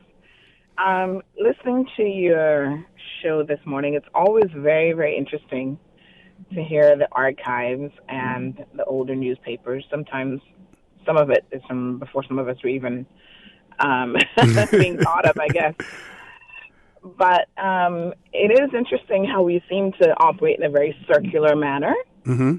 And I know your motto before you start reading them is that, you know, we have to know our history or know our past in order to learn from it. But that doesn't seem to really be working for us. So I'm wondering perhaps what the real solution is. But the one thing I wanted to say, as someone who's perhaps a little bit on the younger side, although every day I feel like I really can't say that as much as I used to be able to say that, I find that a lot of our people are actually stuck in the past, and that could be a larger part of our problem. You know, there's a saying that you cannot drive your car just looking in the rearview mirror. And I honestly feel that there's so many issues that we deal with, especially on a social level, that are never really overcome because we are stuck in this hamster wheel of repeating the past over and over again and living in that past. And not learning something from it, from the past. Exactly. So I wonder if our focus on the past does us more of an injustice than it actually facilitates growth and development as a people and as a country. There's so many examples that I could give, whether it's, you know, race relations in this country where, you know, the merchant class has pretty much always ran the show. And, you know, to a large extent, they continue to do so. And there's certain expectations about how you will operate if you don't fall within that parameter to, you know, just drugs and child molestation and abuse. You know, I could go through an entire list, and it just really boggles my mind that we can be so well versed in our history, apparently, but yet still a bit stuck on, moving forward in any sort of a productive way. So I just wanted to kind of throw that out there because I do find it's interesting knowing your history, but I think sometimes your history, it's kind of like on a personal level. A lot of us become a product of our environment, and we can't break away from that despite in our brains. We may know that it's wrong. We may know that we need professional counseling or help or whatever. We'll still find it difficult to overcome what's considered baggage from our past. And so that's why, homes and parenting and the environment that children are exposed to, especially at the earliest stages in their lives, the first, 6-7 years, is so incredibly critical to who they will become. And so then the question begs, really, not that it's impossible, but how difficult is it for a person to overcome their past and to actually implement changes, even when they know what changes have to be made, because you are so deeply rooted in what you have been exposed to that it is an extreme challenge to grow and come out of that place. But caller, before you go, there are some people, and not everyone wants to move far into the future, into the technology age and everything else. There are some people who enjoyed the simple life the way it was in its simplest form, and would prefer to remain that way. You have many undiscovered or newly discovered tribes who you don't even allow present-day civilization people to go in there to make contact with them because they don't have a lot of the immunities from the modern diseases that we have and everything else. So there are those who want to exist in that past, and there are those who want to move forward. Not everyone wants to move forward. Yeah. And what I try to do here with this is, and you'll hear me ask the rhetorical question, because I'm trying to say in many instances, have we really gone anywhere? Have we really moved any further? Right. Yeah.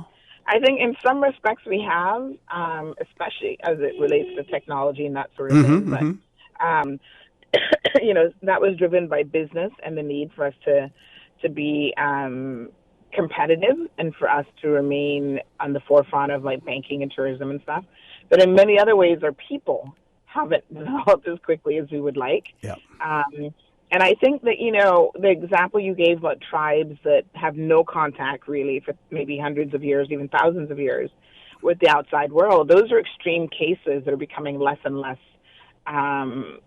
prevalent in our communities. There's so few of those left. And you're right. I think that there is, a move afoot to try to protect them as much as possible. But for the rest of us who already have that first foot in the door of the 21st century, there is no going back. Yeah. Just a couple of days ago, I was seeing BlackBerry announced that, BBM, which, remember, that didn't seem like it was that long ago. When we were all on that, that's now gone. It's a thing of the past. And so, yesterday, Apple announced iTunes. Yes, yeah.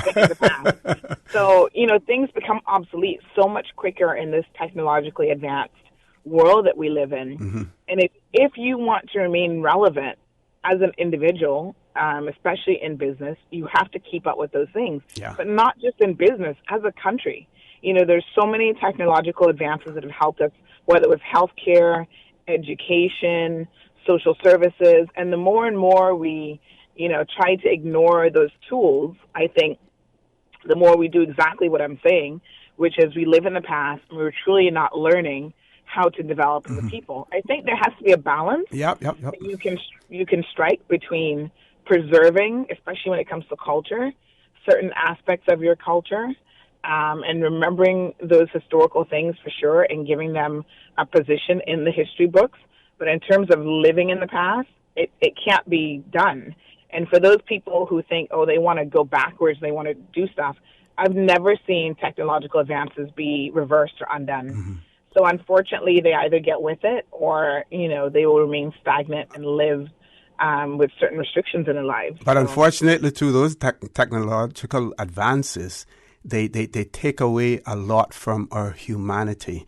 We stop thinking about even ourselves as individuals and as human beings, and we stop thinking about other people. We stop caring about other people when we get ourselves engrossed in this technological age. Yes, we have to do some of it to survive, but we shouldn't let it we shouldn't let it consume our whole lives. Absolutely. Yeah. Thank you, caller. Yeah, thank you very much. Good talking to you. Okay, dear. Great. Take care. I saw a lady in the hospital on Monday morning, and she said, "Oh, my daughter, I listened to your show, but my daughter likes to listen to it, and she keeps saying, 'Mommy, I didn't know that. Mommy, I didn't know that.'" Our history is important, and not to take away from all that the caller has said and what other people think in that regard as well. There's a place for everything. There's a place for everything. One more caller. Caller, good morning. Welcome to For the Record. Yeah, good morning, OCA, and I hope you're having a good morning. Oh, yes, I am. Thanks. Great for you. I am enjoying God's gifts to us. He gave us fresh air. He gave us health. He gave us all kinds of good stuff today. Anyway, I'm calling this morning about this thing, and I hear so many people talking about now they're losing their culture and stuff like that. And, I'm not an expert, but I'm a logical person. And I look at things, and I learn as I go along, and I see how things happen. But if you go back in Cayman, when I went to see, by the way, I went to see Mr. Benson yesterday in the hospital. He's doing good. Okay, that's good to know. Yeah, and when we had legislators that focused on the betterment of Cayman as the main priority, rather than looking at how much money we can take in from this, that, and the other thing. And that boils down to one thing, OC. It's called growth. When we start building and everybody's coming here and we don't know who is here anymore, we don't have immigration that has control of the borders, we don't have any. And all because of what the good book talks about, that thing called love of money. We have now got what you call, the growth. If it's not sustainable, you're going to come to disaster. And that's the thing. The growth that we're having isn't sustainable because it's happening too fast. And when we see everybody trying to get here, we think, oh, this is good. Cayman is such a popular place, and we this and that. And everyone that comes here has their idea about what life should be on this island, and they're going to do it their way. And see, if we don't stop building and catering to people who come here because they got a few dollars, and we see that the Cayman, the style of, or the lifestyle that we had, you go back 10, 15, well, not 10 years, you got to go back to 30 years ago, 40 years ago, that people were happy. Everybody was making a decent wage to live on. They could sustain life. And today, we got people that come out of college, can't find jobs, and we let the hotel owners and the business owners tell us what they need, and then we say, okay. And now what's happened? The people that are suffering, Caymanians are suffering. I said something the other day about our culture. When I said when we have people, they got this shredded beef now, they call that this Cayman-style beef. That's not Cayman-style beef. And I said, if you want Cayman-style beef, you got to go places like one of the few places that we can find it now is like Miss Vivian's Kitchen. Because, we don't have no Caymanian restaurants no more, We got people from every other country coming in and open up restaurants, but you can't go. You remember when you had Charlie Martin's and you had this one, you had... It's all goes, yeah. Huh? You could go to these places after you went out in the night and and all the tourists used to go there and people used to enjoy the food. Even the hotel used to cook local food. Today we have a situation where we have let people come in here and tell us what they think we should do, and so we go along with it. And Cayman is now... I just read something about China and how they go into these places. And I don't know if you noticed it, but right now, we got so many Chinese I see popping up in this place. They're not working in Canton Restaurant, I can tell you that, because I go there almost every day. So I don't know what they're coming here for. They don't have the China Bank no more down here, so that's not in the banks they're working. Where are they coming from? And why are they coming here? Because, believe it, the numbers are growing. And I got a feeling that that contract with that dock has already been signed.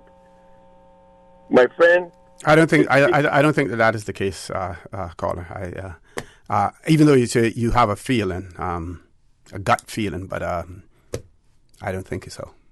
What I want to say is this, O.C.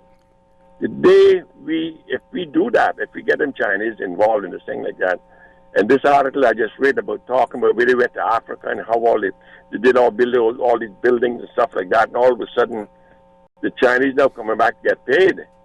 And so if you can't pay them, they're gonna start taking over and doing what they're good at. Yeah, that's why we say. That's why we're saying that we are in the hands of our legislators.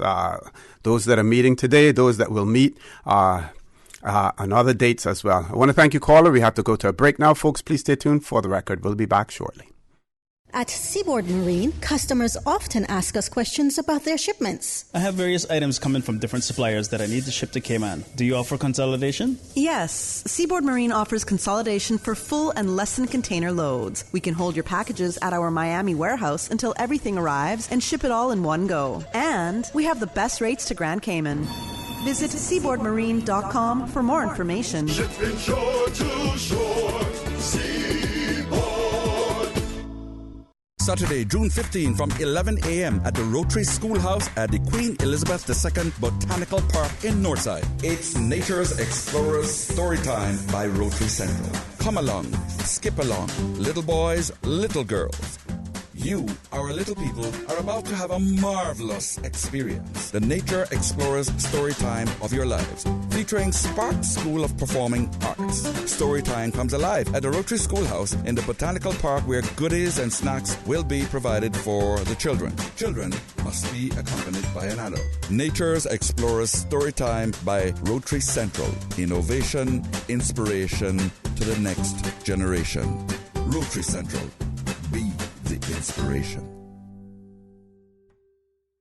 Tune in to Radio Cayman every morning at 7:20 a.m. for your daily weather update. Proudly brought to you by Miller's Plumbing and Accessories. With over 47 years of experience, they'll get the job done for you on time. Free estimate. Miller's Plumbing and Accessories. Call them at 949-4709 for a free estimate.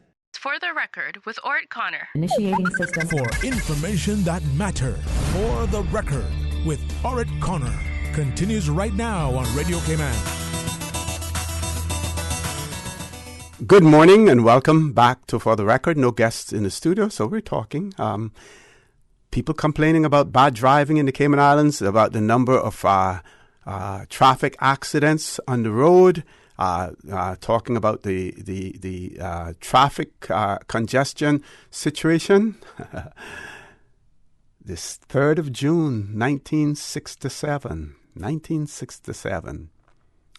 And some people, when I read this, may say, maybe these are some of the penalties that we should have now. I'm not going to call names here because some of these people are still alive. And it says here, at the Petty Session on the 19th of May, a particular person of Savannah was charged with dangerous driving, found guilty, sentenced to 2 months imprisonment with his driver's license withdrawn for 3 years. The car he was driving was involved in an accident with a Honda driven by another gentleman. In another case, a gentleman pleaded guilty to driving an uninsured motor vehicle and fined £10 or 2 months or 2 weeks imprisonment. He was disqualified from holding a driver's license for 1 year. Then another person pleaded guilty to being found drunk in Georgetown. He pleaded guilty, sentenced to 1 month imprisonment. Then another person was charged with being in possession of an offensive weapon in Moringatown vicinity. He pleaded guilty and was sentenced to 1 month imprisonment. So we had a history of incarceration in the Cayman Islands in the 60s for what today you basically get a slap on the wrist for. In those days, you did prison time for it. I want to share with you one other article, tribute to a deceased loyal Caymanian, Mr. Albert Coleridge Panton, MBE, JP, was born on November the 30th, 1896. He was the son of Albert E. and Effie Laurie Panton. Albert Panton was raised to manhood in his family home in Panton Square, Georgetown, along with his brothers and one sister. He received his early education from Eldon R.C. Young, M.A., a minister for many years in these islands. After completing his formal education, Mr. Panton taught school at Spots for some 3 years. Many able pupils studied under his supervision and guidance, some of whom have gone on to make their marks in the world. Then, on July 1st, 1920, Mr. Panton joined the government service as assistant postmaster and assistant collector of customs. He later became the postmaster and collector of customs and was eventually appointed assistant commissioner of the Cayman Islands. He acted as commissioner on several occasions, and when Commissioner Cardinal left the island, he filled the office of commissioner for an entire year. Here we are again, folks, governing ourselves. It was during this period that he initiated and submitted to Cayman Development and Welfare a number of proposals designed to promote the advancement of the welfare of the dependency. He was especially interested in education and was amongst a group of men in Georgetown who helped establish the Cayman High School. On December the 26th, 1928, Mr. Panton married Anzie Rivers, the only child of Mr. and Mrs. John Rivers. To this union was born 5 children: Darlene, now Mrs. Richard Black, Cullen, Gurney, Olivine, now Mrs. Christopher Scott, and Foy. During Mr. Cardinal's term in office, Mr. Bertie, as he was affectionately called, was awarded the honor of MBE by His Majesty King George VI. Another of his accomplishments was the construction of the Savannah schoolroom, for which the people of Savannah were greatly appreciative. It was the first government building to be constructed in Savannah, and prior to that time, the children from that district had to walk to Prospect and Spots to attend school. During World War II, Mr. Panton played an important part in the recruitment of men for the Trinidad Royal Navy Volunteer Reserve. That was known as the TRNVR, Fleet Auxiliary. Throughout the war years, he occupied the position of security officer. In 1953, he retired from the government service after 33 years of continuous, faithful, and devoted service. In retirement, Mr. Panton was still active and involved in community affairs. He was engaged in recruiting workers for national bulk carriers and other shipping companies. Also, he was instrumental in the establishment of the thatch rope industry on an equitable basis and the securing of better wages for workers in this industry. There's a little bit more on him, but we have some callers, so we're going to take the callers. Hopefully I can get back to it before the end of the show. Caller, good morning. Welcome to For the Record. Hi, good morning, Dusty. Good morning. Let's see, I'm calling this morning because I read little bit of a disturbing piece of news on the on one of the social media sites there, where the people that is initiating this, they're trying to get the signatures for referendum, had called a meeting, or there was some meeting there where this Jennifer Ahern banned, for the lack of a better word, Gina Petrie from going to that meeting. That is very disturbing. To me, as a Caymanian, that is very, very disturbing. And to see, I thought that, I mean, I give the government their dues, their fair dues. I mean, they do good. I praise the government for doing good in many instances. But to see a government sitting by and watching a chief officer, and obviously she had to have instructions from the minister. She had to have it. I'm not going to sit here and babble any words this morning. She had to have instructions from the minister to ban Ms. Petrie from appearing there. Why? Why is that? Why? What do you think that Ms. Petrie could have contributed to that meeting? First, that's number one, caller. And if you were a civil servant, would you have any qualms about attending a political meeting? It was not a political meeting. No, see, that's about our future. That's about Cayman future. Was see. And I can't. But wouldn't she be putting herself ahead of the game? Because right now we do not have a substantive cruise port document. We don't have a proposal that has been accepted yet. So she would be putting herself ahead of the game by getting out there and talking about anything in relation to the proposed cruise port as a civil servant. See, a study was done that the government is hiding from us. Let's be honest with each other this morning. Okay. A study was done that the government is hiding from us. And I don't take no pride in defending them to this extent this morning, we'll see. I got a lot of respect for you. But I can tell you what, you're not doing justice this morning. Okay. Because there was a report, a study was done, and the government is hiding it from us for what? If you said that you were going to be transparent, then bring the transparency out. Okay, you have a point. But you're being transparent like mud.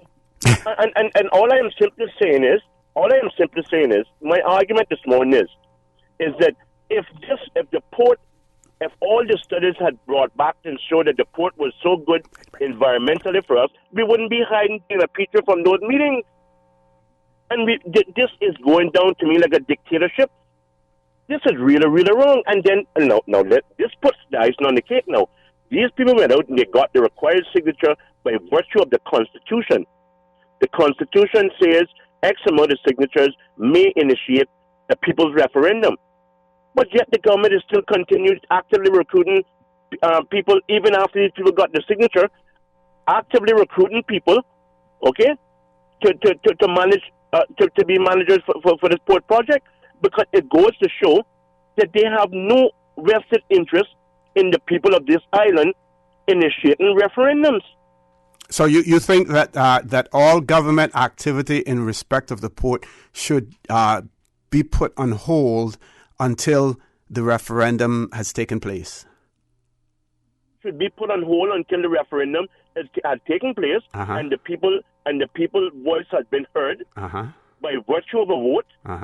But it alarms me. It alarms me that the government has taken no interest in this, and they're continuing on business as usual.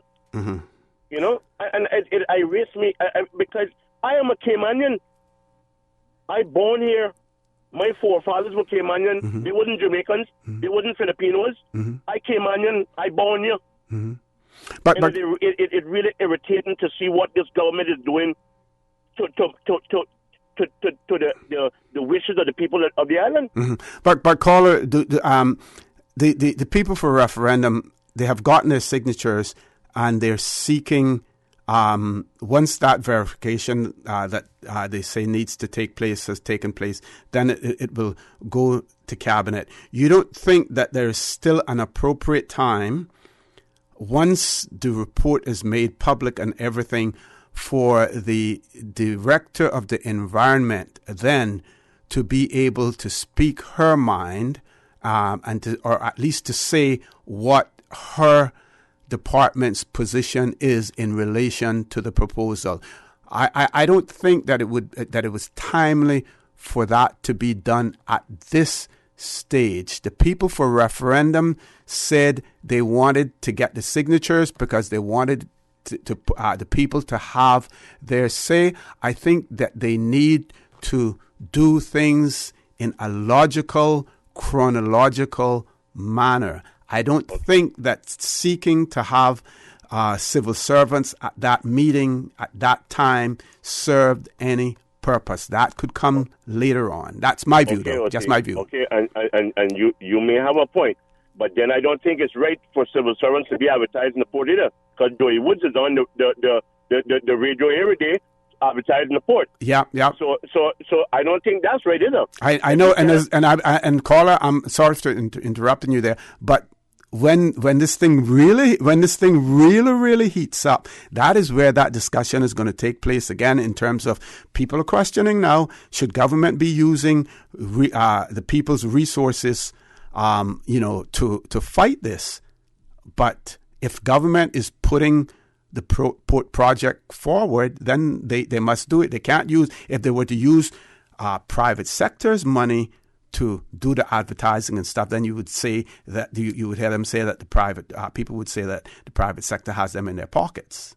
But it's going to be an interesting discussion to have in terms of government fighting the people with their own money. Well, see, I just thought that I'd bring that across this morning. But yeah. All I'm simply saying to the government is, if the port project is so good for the country, then simply let us have for us to make an informed decision. You can't take a case to a judge and ask them to make an informed decision and convict somebody without the facts. So just let go to the studies and let us have them. Stop hiding and telling us lies. Good point, caller. All right, thank you. And I support you on that as well. We're going to take a commercial break. Folks, please stay tuned for the record. We'll be back shortly. At Seaboard Marine, customers often ask us questions about their shipments. Hi, I'm thinking of buying a car from the States. Which port do you ship out of? Hi, we ship out of Miami, Houston, and Brooklyn. Just let us know your port of choice and we can provide you with a quotation and answer any questions you may have on insuring and protecting your vehicle during its journey. Shipping shore to shore, Seaboard. Saturday, June 15 from 11 a.m. at the Rotary Schoolhouse at the Queen Elizabeth II Botanical Park in Northside. It's Nature's Explorers Storytime by Rotary Central. Come along, skip along, little boys, little girls. You, our little people, are about to have a marvelous experience. The Nature Explorers Storytime of your lives, featuring Spark School of Performing Arts. Storytime comes alive at the Rotary Schoolhouse in the Botanical Park, where goodies and snacks will be provided for the children. Children must be accompanied by an adult. Nature's Explorers Storytime by Rotary Central. Innovation, inspiration to the next generation. Rotary Central. Be the inspiration. Tune in to Radio Cayman every morning at 7:20 a.m. for your daily weather update. Proudly brought to you by Miller's Plumbing and Accessories. With over 47 years of experience, they'll get the job done for you on time. Free estimate. Miller's Plumbing and Accessories. Call them at 949-4709 for a free estimate. For the record, with Orrett Connor. Initiating system. For information that matters. For the record, with Orrett Connor. Continues right now on Radio Cayman. Good morning and welcome back to For the Record. We're on the last leg of the show this morning. Before I go to the caller, I've been asked to send congratulations to Mr. Elijah Sampson, who graduated from UWC Chong, Hong Kong on the 25th of May 2019. He is the son of Mr. Lloyd Sampson and Nicole, and he is Miss Reba Dilbert's grandson as well. So congratulations to Mr. Elijah Sampson. Caller, good morning. Welcome to For the Record. Morning, OC. Morning, sir. How are you? Okay, everything came on in there this morning. Yep.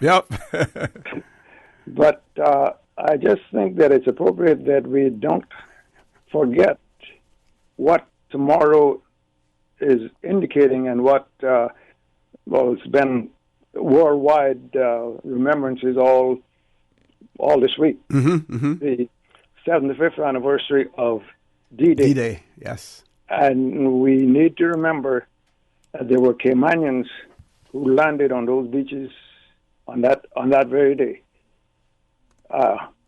And all of what we're enjoying here today, able to enjoy here today, would not have been possible without all the sacrifices of those Caymanians who stepped up and many other people to secure the freedom and democracy and preserve it that we enjoy here today. And I just like to mention one of the gentlemen was Andrew Henning, who went ashore with the 72nd Division, U.S. Army Division, 1944. I think on the 12th of June, his unit went ashore. And they fought for some 350 days across all of France, Belgium, Holland, you take it wherever the path led to get to Berlin.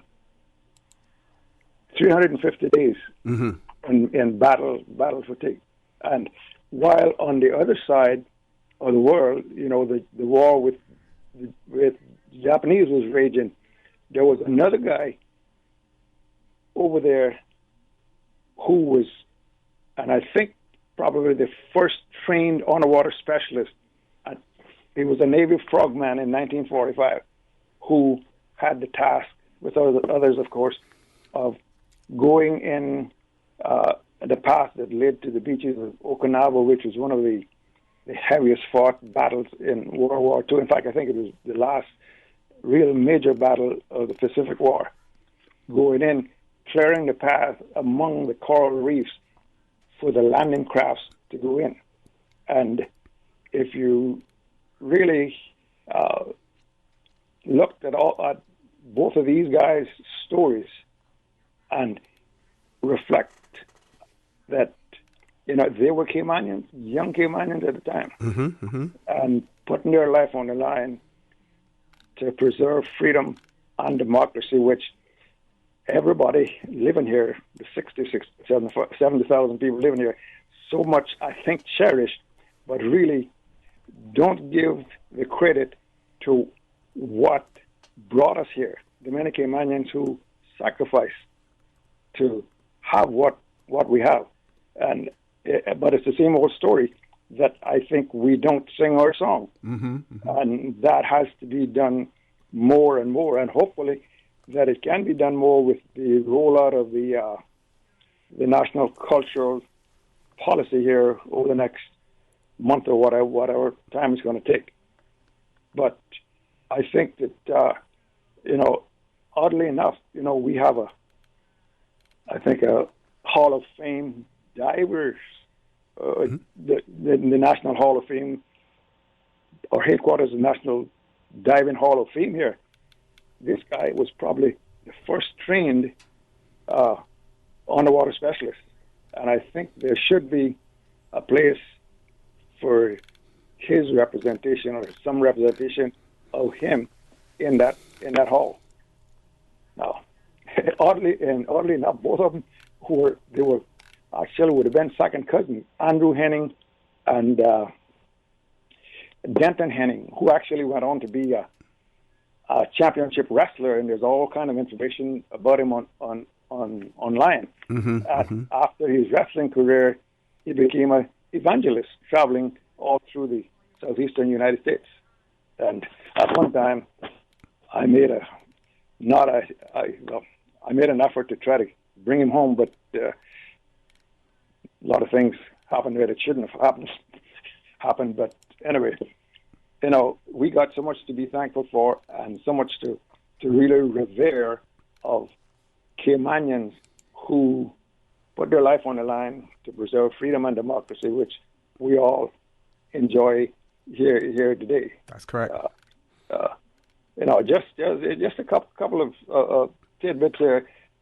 In that 79th Division, they had over 15,000 casualties. They lost almost 3,000 men killed in action. There was over 10,000 wounded. They had almost 600 missing in action, which nobody knows what happened to them. They also took prisoners of war, 1,186, I think was the figure, and they were on the march 354 days, and you have to reflect that against back in those days, the backpack of a soldier probably weighed 60, 70, 80 pounds, maybe even more. The helmet that you wore to protect your head. Yeah, metal at that time, huh? It was about 6 pounds. So, and you were out there without water, virtually without water, without anything, but trudging through swamps and deserts, and to preserve freedom and democracy. So, everything Caymanian, we got to reflect back to what we have here today and how we came about it, and we can never let that die down to even take a lull. In fact, we've got to speed it up quickly here before it gets buried with all the other things coming across, I am sure. Mm-hmm. Caller, thank you very much. Thank you very much for that. We have closed off the phone lines now. Just want to say I am unable to read the remaining portion of the article on a tribute to a deceased loyal Caymanian, Mr. Albert Coleridge Panton, but he did